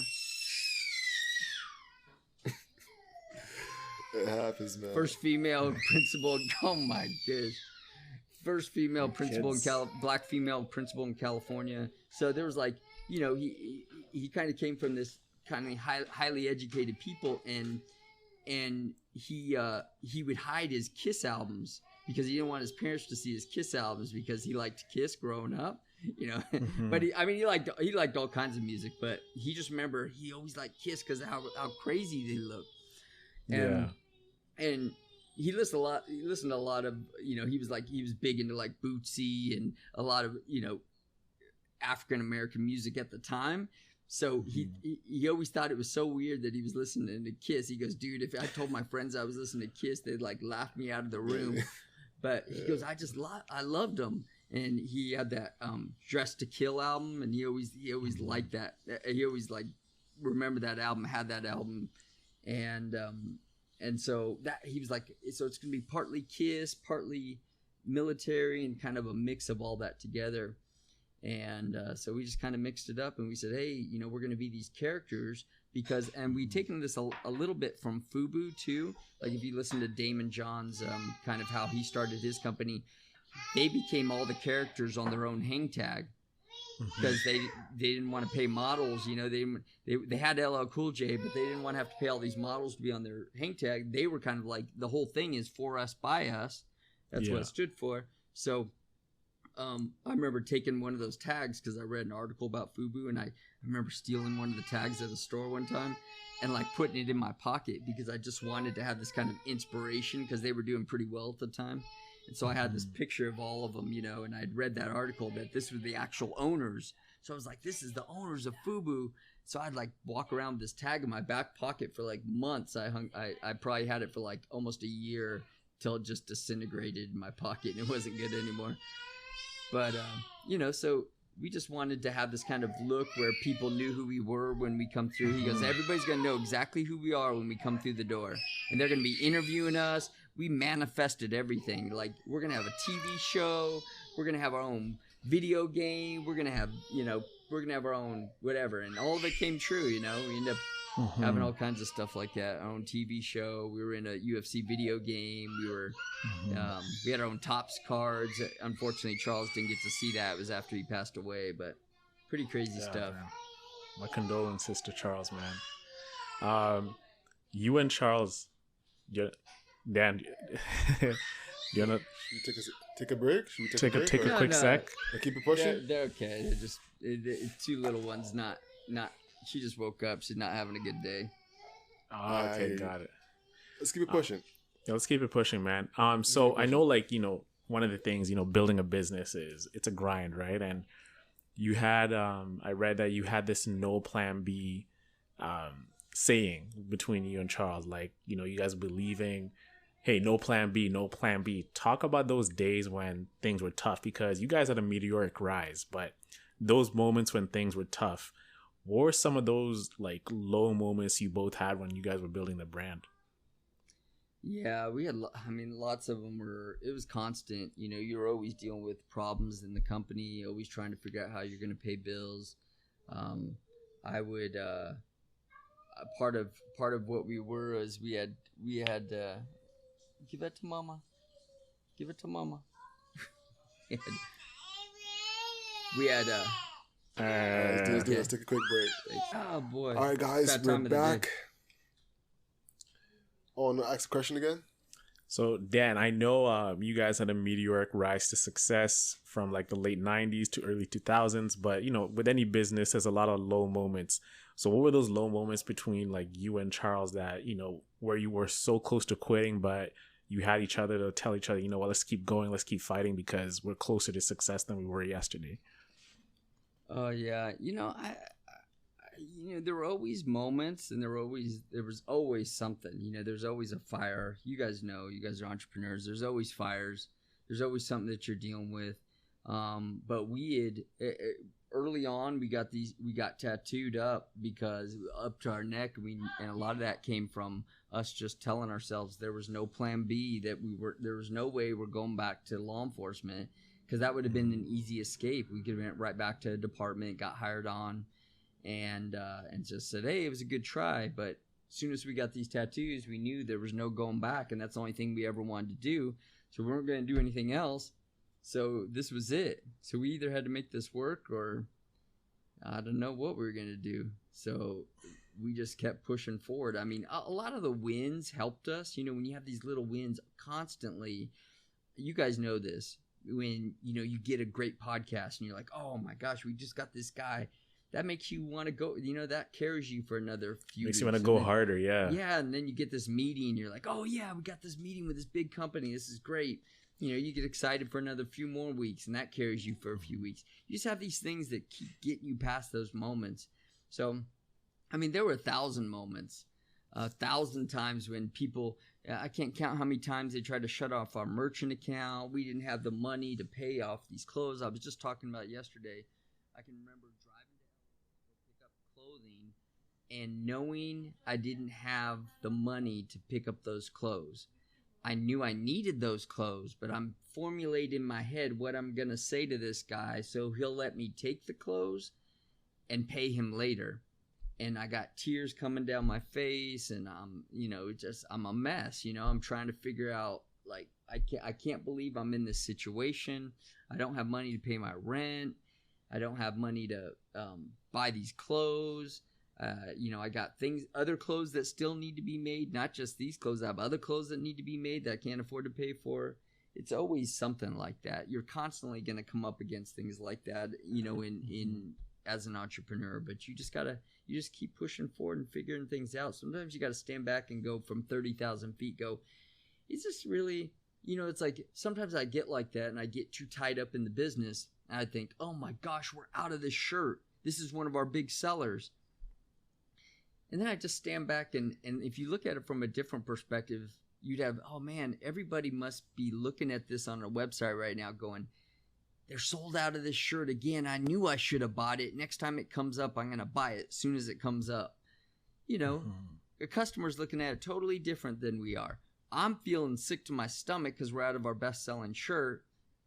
And the customer's going, oh man, they're out of that shirt. I knew I should have bought it when I saw it. Now I'm going to have to buy it as soon as I see it next time. And then they go buy some other shirt. Now they're buying this other shirt because they were coming on to buy a shirt anyway. And then next time they jump on, they buy that shirt they were going to buy in the first place. So, you know, it's like sometimes those problems are a lot smaller than we think they are. And we build them out to be too bigger than they should be. That's a fact. Making a mountain out of a molehill, right? Yeah. Oh, we do that, you know, because we feel like we need to. We want the best for our company. We want our company to do well. We want everything to be perfect. But that's one thing you got to learn as an entrepreneur, that everything's not going to be perfect. Usually, it's going to be pretty far from perfect. But as long as you keep moving forward and you keep doing things, you can figure out, you know, what am I going to say? Or how can I change the website? Or how can I make that a positive thing? Maybe I can't, it's like somebody might look at something and go, hey, I can only afford to buy 50 of these. Another person might look at it and say, you know what, I'm going to make this a limited edition, 50 only available. Now get them while they last because they're about to be gone. You know, it's like, which entrepreneur do you want to be? The one sweating bullets over that he can only afford 50, or the guy who says they're limited edition, one of 50. You better hurry and get yours while they last. You know, it's like you just got to figure out how you look at the problem. Yeah, exactly. You got to have some finesse to it. All right, man. So, one thing I want to get to is, what was the point where you sold the company or sold your stake in the company? Yeah, I sold not all of it, but most of it.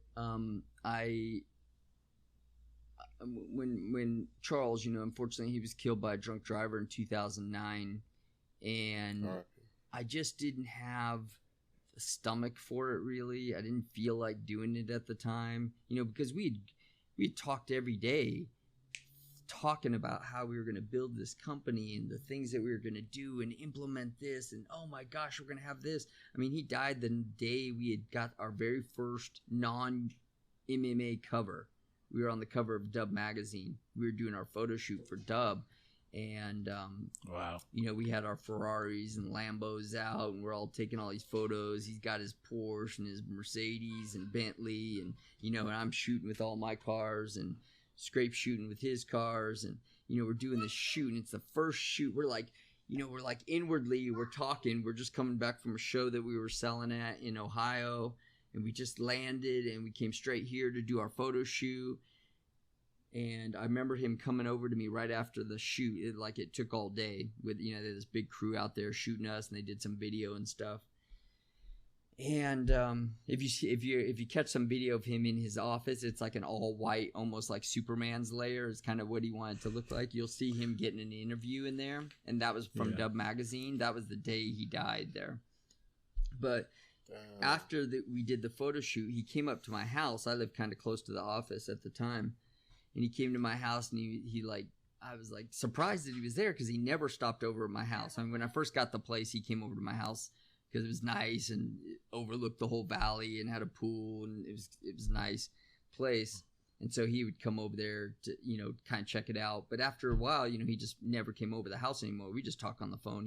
He lived in Huntington Beach, was like an hour away, so he'd head straight home. But this day, he just came over my house, and I was surprised. I opened the door, he's there, and he goes, Dan, and we come out here for a second. We'd start talking. He was like, oh my gosh, man. You know, he just wanted to reminisce about, look, man, we're driving Ferraris and Lambos and Bentleys, and we're on the cover of this magazine. We're about to be on the cover of this magazine. It's our first cover that we, you know, wasn't an MMA magazine. And it was just kind of a moment. You know, we were just having this moment about how crazy. We have our own TV show right now. We just finished our second season. We were about to start our third. We were also about to be in this big movie called Warrior. It was a Lionsgate movie that we were working with Lionsgate and working with the directors to do that movie. So we're like, we're about to be in this movie, and just imagine everything that could go good in your company that could possibly go well for you happening. You have your own TV show. You're driving crazy cars that you never thought possible. You got money. You know, you got hundreds of thousands of dollars in your bank. We just got $1 million in our bank. We just maybe 6 months earlier. Like, imagine just waking up one day and there's a wire inside your bank of this $1 million wire to your bank. So we got $1 million in our bank. You know, probably by then we have like almost 2 million. We're driving crazy cars. We're you know, doing all kinds of cool stuff. We have our own TV show. Just, we're about to be in this movie, and he just wanted to like talk and just like hug, you know, and talk, and he's like, man, can you believe this? You know, like, we started with nothing.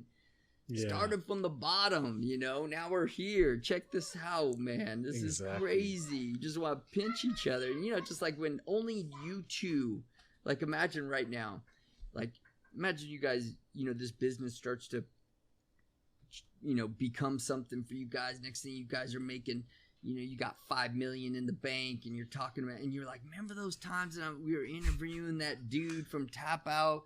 And like, look at, we started from the bottom, now we're here, and like, look at, you know, how far we've come. Only you two would get that struggle.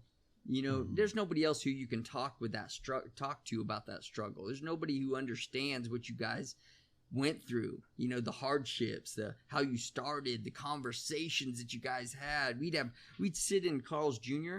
and I literally remember sitting, so many times I can't even count. We'd go in there for lunch to talk about how we were going to, you know, build the business and what we were going to do and this new idea and this thing and the new shirt. And we'd bring our different things that we had going on. Like I'd bring, because I was kind of running the business and he was like doing designs for t-shirts and stuff.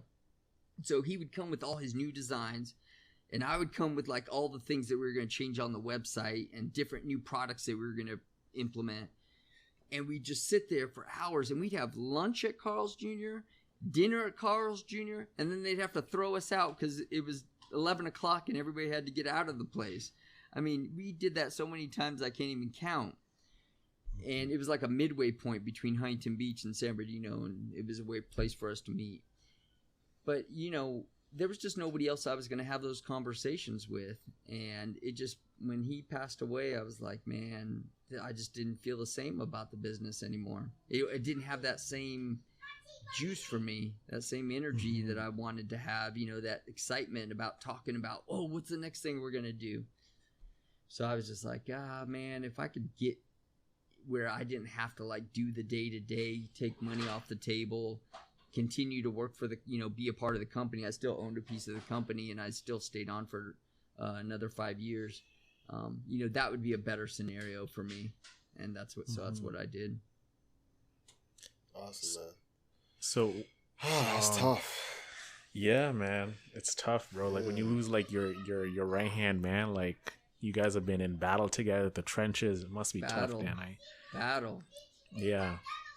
So like when when you look back, man, like, you know, your upbringing in San Bernardino, rough neighborhoods, like from going like from nothing, you know, like leaving school, like having school not being a part of your thing because, you know, you're not in academics, to building something from the ground up, you know, multi-million-dollar business. Did you ever see yourself at that position, like where you were at, like at the height of Tapout, like looking back to where you started from?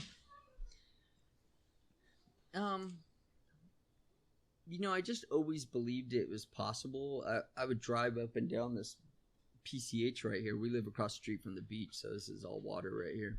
And I would drive up and down PCH here, and I would look at all the houses up on the hill, and I'd be like, those are all regular people that probably started a business or did something, you know, had sold an idea or came up with a patent or something.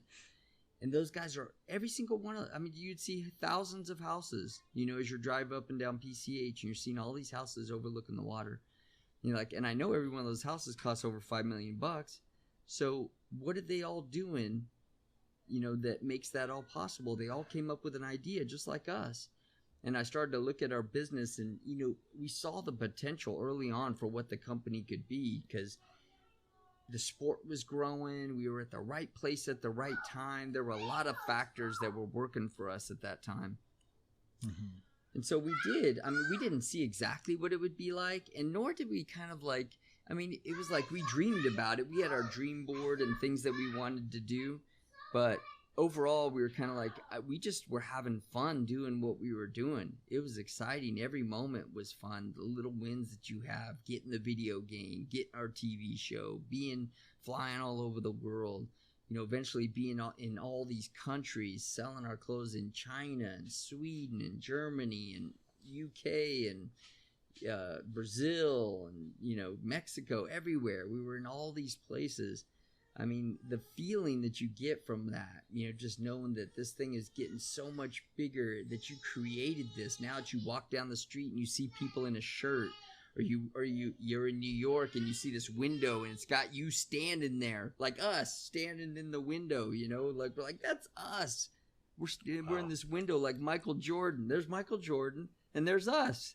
You know, it's like, I don't even know how to describe how you can't even fathom that, yeah. You just can't. Yeah. And so for us, a lot of it was that, you know, that's what really feels good. And then ultimately, I just wanted to be able to create something, you know, create a family at some point. And, you know, we have, it's exciting to be able to have to be able to have a family and kind of, get to that point. I didn't know where everything was going, but, you're always thinking someday I want to be able to provide for my kids and be able to give them what I want to give them and but still keep them hungry.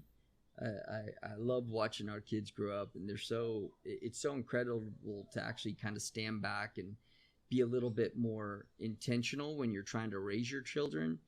Like, I felt like when I was growing up, my parents were incredible. Don't get me wrong. I love my parents and they were incredible, but they didn't know kind of what we know, like us, you guys, me as entrepreneurs, how we can be more intentional and actually learn and, read books and kind of, program our brains in certain ways and come up with ideas and spitball ideas. And, we didn't have that when we were little. Nobody told us that. It was like we went out and rode a bike and, every once in a while I'd throw a magic show for my friends down the street, or something, but we didn't really have it. It wasn't really thought through. Now we can actually stand back and prepare our kids. My kids at 3 years old, he was reciting quotes and doing affirmations and, talking about being an entrepreneur and shipping out packages and all kinds of stuff. He gets excited about that stuff. And it's really neat to see that we can be a little more intentional when it comes to that stuff. No, that's absolutely beautiful, man. That's the dream. And so I was good that we were on this topic because I wanted to talk to you about that, because we're both, past 25 at that stage where like we're about to start approaching, thinking about having kids and being an entrepreneur, right? Yeah. Especially me, I've been with my girl for over 5 years now, So what advice would you give me to be a parentpreneur and an entrepreneur at the same damn time? Well, I'll tell you this. One, me and my wife have this podcast called Pretty and Punk Podcast where we interview entrepreneurs with kids, and that's what we talk about on the show. Is it possible to be an entrepreneur, a successful entrepreneur, and have kids? I will tell you that you have to say this, that there's one or two things that have to kind of give, that you're going to have less time. It just is that way. So you have to know if you have kids that you have to like either work different or you have to give up some time. Like there's the things that you guys will have that I didn't have when I was starting my business is there's systems in place now. There's things that you can do. I used to have to go everywhere to market myself. Now I can turn on a Facebook ad and walk away. So imagine that I could be marketing probably almost in a better way, reaching more people, obviously, and do it with a click of a button. So we can be so much more respectful of our time because we have tools that we can put in place so that we don't have to be everywhere all the time.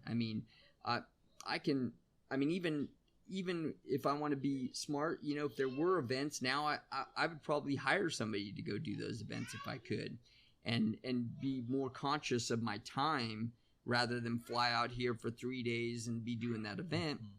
I could ship that stuff out there. Now, know what I know now, I would ship that stuff out there, use one of their guys to set up a table, sell our stuff, collect the money and give it back to us and send our clothes back. I might not make quite as much money, but I also don't have the days to be out there for 3 days, setting up an event. So there's just different things that you can do, and you have to be willing to do that stuff because if you're not, then I would say don't have kids right now. I would say be conscious about when you have kids. I would say there's nothing wrong with having kids in your 30s if you want to have kids in your 30s. I would say make sure the girl that you're with, and I'm not saying anything about you guys or anything, but just make sure the girl that you're with is the girl you want to be with. Make sure that girl is the ride or die chick and there's no hesitation there because and you got to distinguish, every guy's kind of like can be a little hesitant about getting married because, it's a different life. Everybody's, a little bit fights off change a little bit. But once you realize that this is the right girl, then you got to go in and just live it. It's got to be a part of who you are. And And man, you can't be out running around. You got to get all that stuff out of your system. Make sure that you're this is for life. I had somebody tell me one time, the most powerful person in prison, or do you know who the most powerful person in prison is? It's always the lifers. It's the lifers. The guys, yeah, because those guys go in there and they know they're here for life. They're not going nowhere. They have a sense of control. They put up the pictures on their wall. They've laid down in bed. They're not trying to figure out how to get out of there. They know they're here for life, and even they have more power than the guards. When they're the shot callers, they run the place. When you figure out that you're a lifer and you've settled in, you said, hey, I don't got one foot out the door. I'm not trying to leave this relationship. I'm here for good. I'm not going nowhere. I'm not talking about I'm leaving you. Those words don't come out of your mouth once you got that relationship. You're in a relationship, you're either in or you're out. Don't be half in, half out. Be in and give yourself that power, because when you're in, you've got that power. You've settled in, you own it, and now you can do whatever you want. You do it together. Me and my wife, if we ever have an argument or something, we're like, hey, we settle it by like, hey, let's hug it out, even if she fights me off or I fight her off a little bit. Like, I don't want to hug you right now. But we'll hug it out and we'll say, hey, we're on the same team here. We're doing the same thing. We're together. We're on the same team. Everybody else it's you guys against the world. So, you got to be prepared for you that. Can't tap out, Dan. Pretty much what you're saying. In the relationship, you can't tap out. You settle in. You figure out how to, I make my kids a part of the show. So, like, a lot of times I'd have them sitting on my lap right now if they weren't dressed. If they were dressed. They just don't have no clothes on. They're running around in their underwear. So, but most of the time, we introduce Daniel to what we're doing. We tell him, hey, we're about to get interviewed by these guys, and this is what they do, and look at their website. Here's what's going on.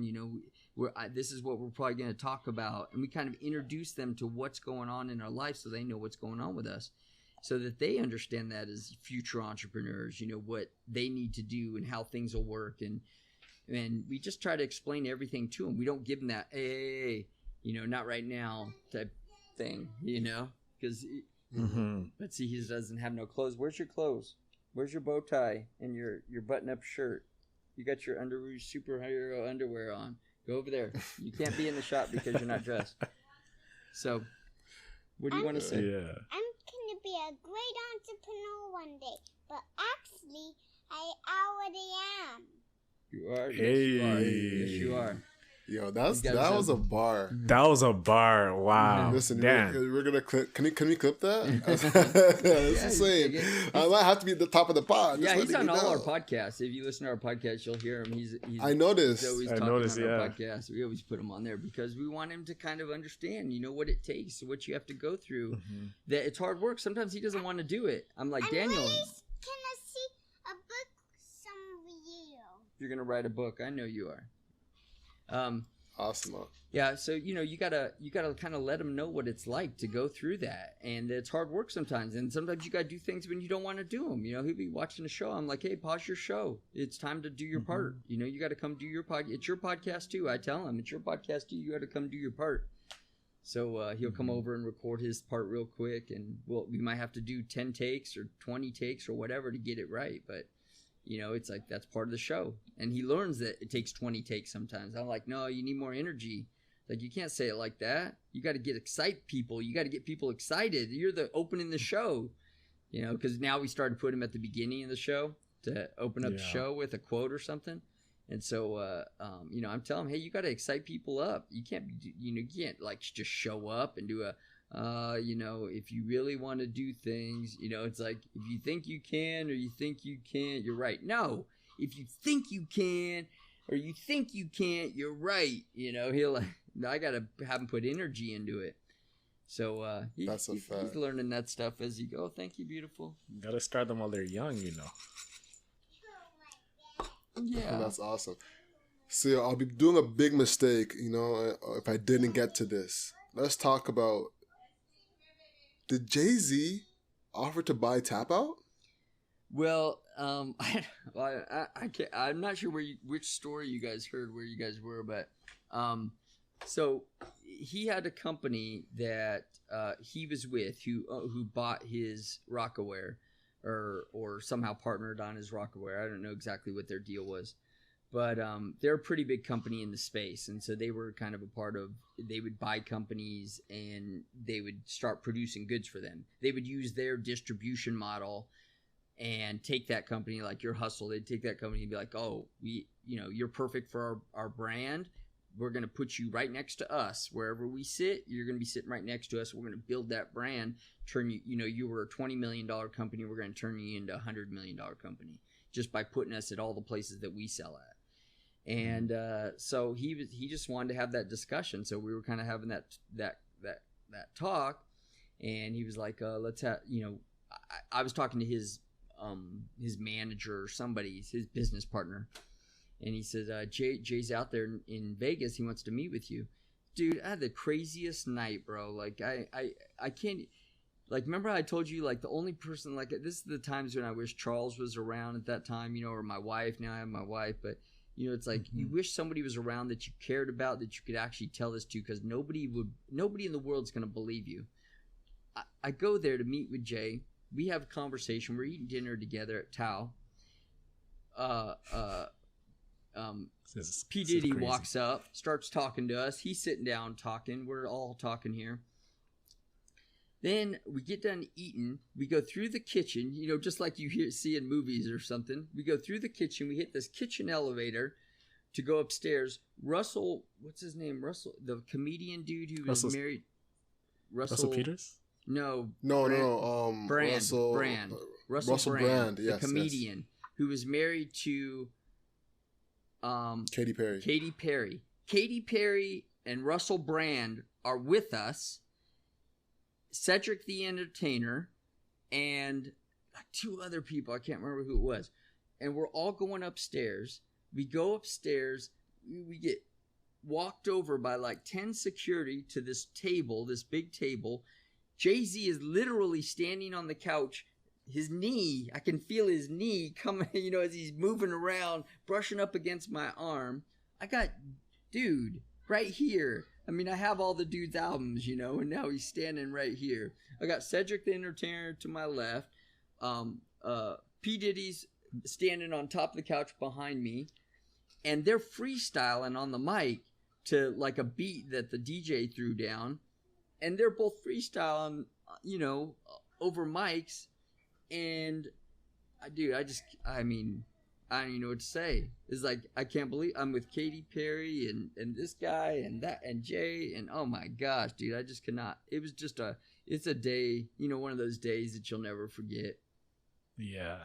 So you're actually you're having dinner with Jay. Mm-hmm. And then Diddy walks by, then you go to a secret room. Like, that is crazy. I mean, Diddy was what are you talking? I just didn't notice. Yeah, what'd you guys talk about?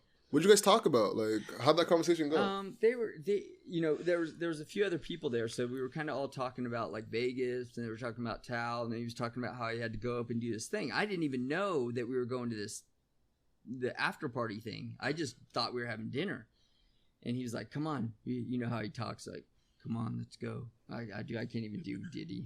Like, he has this voice. He has this voice, like this soft voice, that kind of just like. Yeah. I can't even do it, but like, come on, you can't even come on, do you're it. gonna go. Yeah. He just tells me. So he's like, "Oh, we're all going." So I mean, dude, and Diddy. I wish I would have got to talk to him more, because he's kind of that business guy too that likes to really talk business. Jay's kind of like, he does business. He probably feels like he's surrounded by good people. He's obviously got a great brand, but Diddy seems like he can like he would talk a little more specifics. Like, built the business like and everything. This. Yeah, you talk strategy. So I really wanted to talk to him, but dude, it was just it was crazy. It was crazy. Hard to believe. One of those nights. And we had a lot of those nights, man. A lot of those nights. Yeah.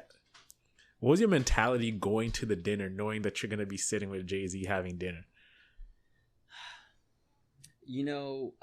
I wish I would have taken a picture. That's one thing I wish I did. I didn't even take a photo there. I couldn't believe. I wanted to be respectful and be cool. I didn't want to be that guy with the camera breaking out the camera, and now I regret it because I wish I would have had a picture with him. But it is what it is. When I went over to Dre, I went over to Dr. Dre's house one time And I was like, I'm not making that mistake this time. I'm taking a picture this time. So I got a picture with Dre, but I didn't get one with Jay. That's fire. Man. So was there any truth to that rumor of him trying to acquire it, and what happened that didn't make it fall through? Well, I don't think. I mean, he just said, "Oh man, I love the brand." We didn't really ever talk specifics or anything. I don't think it would have been him talking specifics. I was just like, when I was talking to the guy who kind of ran that company, who owned Jay's brand too, but they I guess they work really closely. He was like, Jay wants to meet you. So I was like, what am I going to say to that? I'd be like, hell yeah, I want to meet him too, So I was like, oh, absolutely. So I was thinking I'm going to have to fly to New York, but I'm cool. I'll jump on a plane to go meet him, if that's what it takes. Because I'd have loved to have sat down with him, like just in a nice quiet place and really had a long conversation. But we didn't have it was kind of more, just a basic conversation. We were talking about, he goes, oh, I love what you've been doing with the company. You guys being in the UFC has really exploded you guys. The UFC is really big. He liked the UFC. He liked our branding. He says, you guys are everywhere right now. He said, you guys are killing it in New York. He named a bunch of places we were in. He knew all about what we were doing. He knew all of our marketing, everything that we had going on. But we really didn't talk specifics about buying her. And I started talking to his business manager again, and we kind of it just didn't really go anywhere. Mm-hmm. Sure. Man. But I still got his phone number in my phone. Legendary. Yeah. Man, you've lived an exciting life, Dan. I got to tell you that, man. You've lived like a great, you are like the American dream, right? Like starting from like the roughest places to living like the entrepreneurial dreams every American strives to live. 100%, dude. Like I wish this for everybody. I truly do. Like the times of like those things happen. Like I love to hear people's stories when they talk about those moments in their life where they got to meet the person that they always wanted to meet. Or I was just telling a story about how I used to listen to Tony Robbins on the way to LA as I was driving back and forth. I couldn't even afford the tapes at first. I would just I recorded his infomercial, and I would listen to it in my $1,000 van driving back and forth. And a few years later, 10 years later, I put my head down for the next 10 years and built that business. And 10 years later, I saw Tony Robbins at the Four Seasons in Vegas.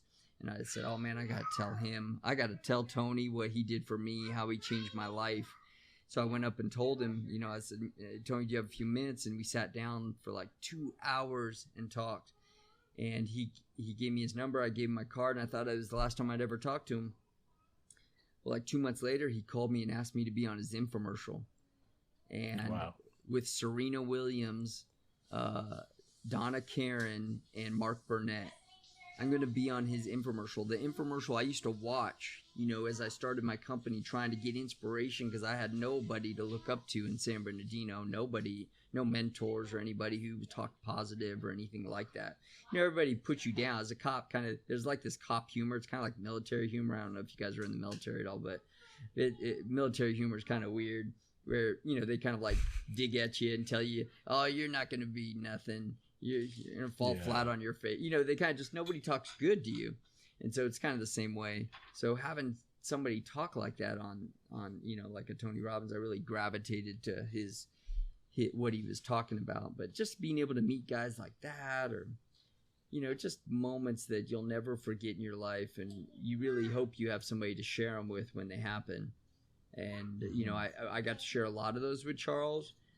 We had some incredible moments. I remember we took a plane up to we rented a private plane to fly up north for a fight, and Mickey Rourke calls us and says, I can't get a plane, but I heard you guys just took my plane.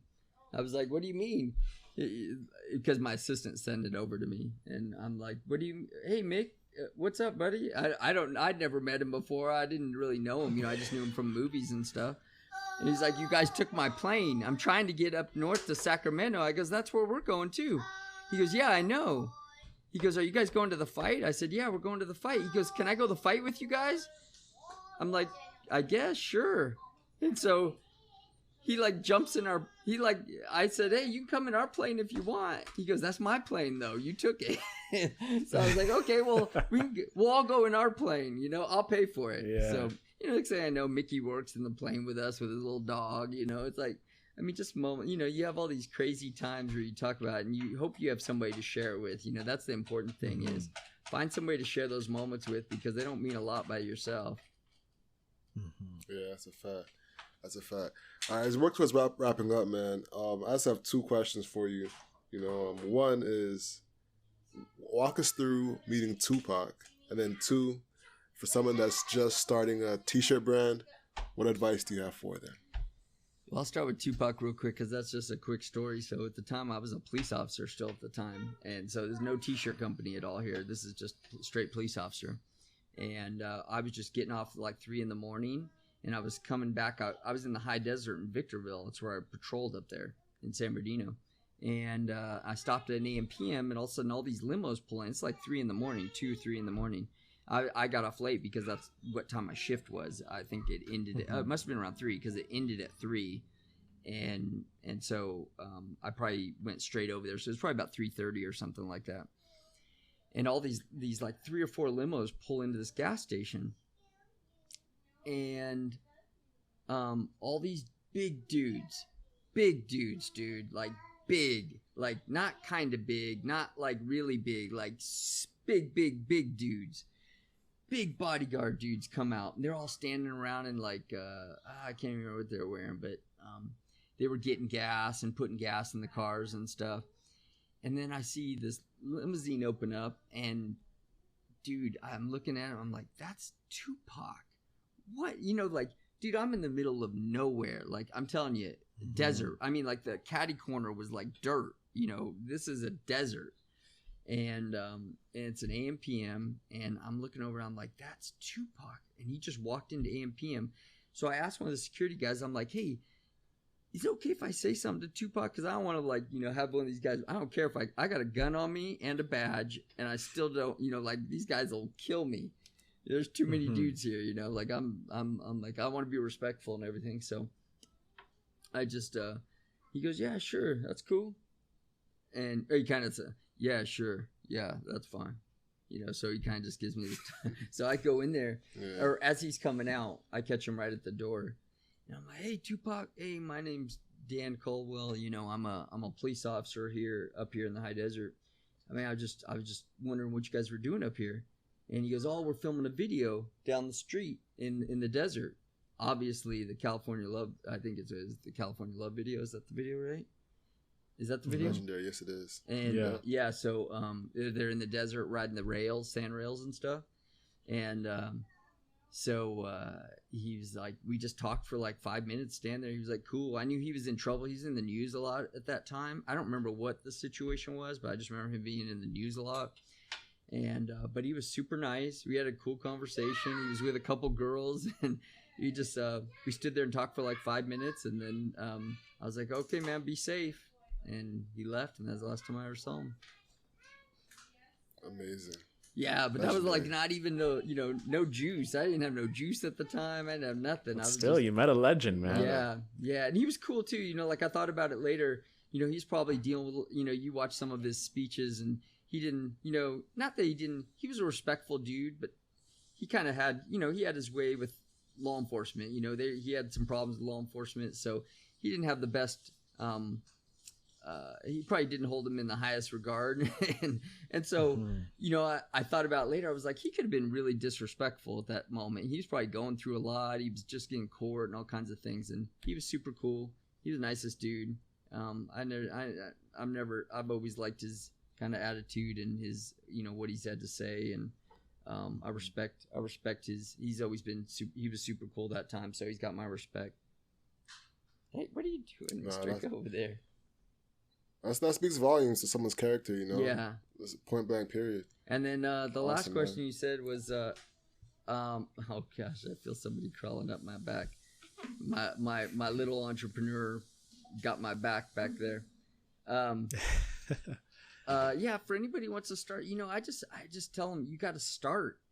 Find a good idea, and it's got to be a good idea. You got to be able to explain why it's a good idea. Like I could tell people why Tapout was a good idea because the sport of mixed martial arts was growing. I would tell everybody, man, watch this UFC. I could explain right to you. If you watch this UFC, everybody became instant fans as soon as they watched this first. Remember, at that time, nobody had really seen it before. Like, if I'd shown it to you, it was probably the first time you might have ever seen it. Like, at that time. Now it's kind of ubiquitous. Everybody knows what the UFC is. But at that time, if you watched the UFC, it was probably... Daniel, stop. It was probably the first time you'd ever seen the UFC at that time. So when they saw it, they were like, oh my gosh, this stuff's crazy. This is awesome.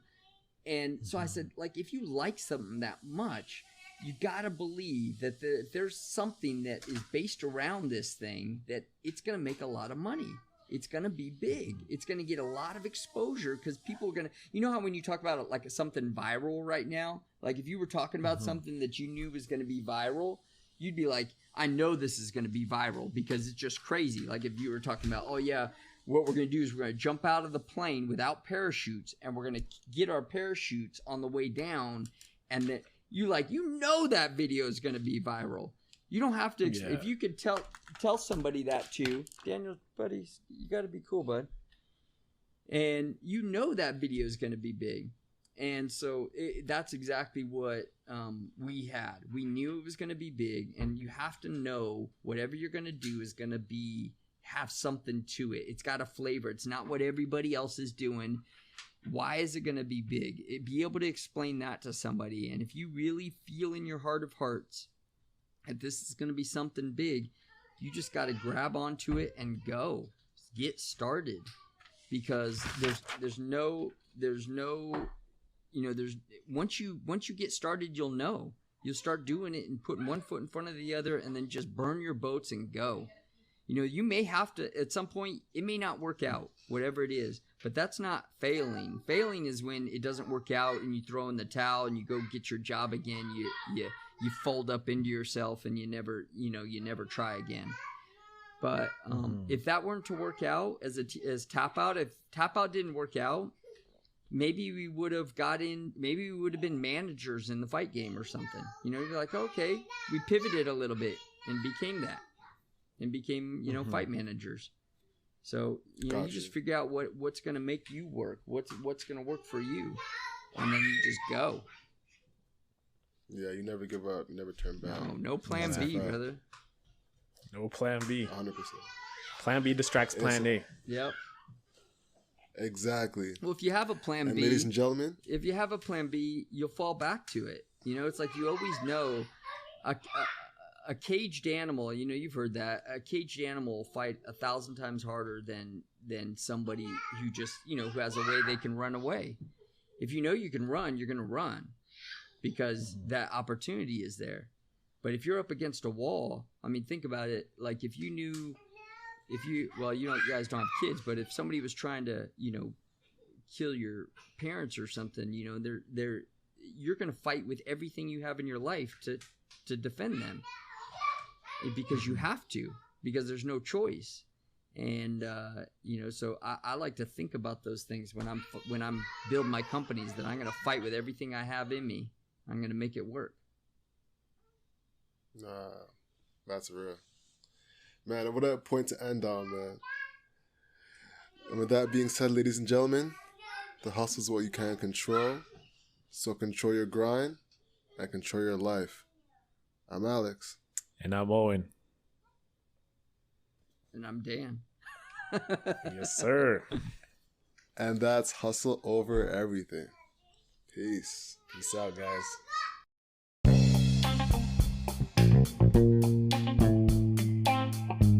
Thank you so much for listening. The conversation continues on our Instagram at 247hustler. We post very frequently. And be sure to check out our merch at hustleovereverything.co. We have some amazing sweaters, hats, mugs, and a lot more. Lastly, our Proud to Pay program is linked in the description below. Thank you so much for your support. Talk to you next Monday. Peace.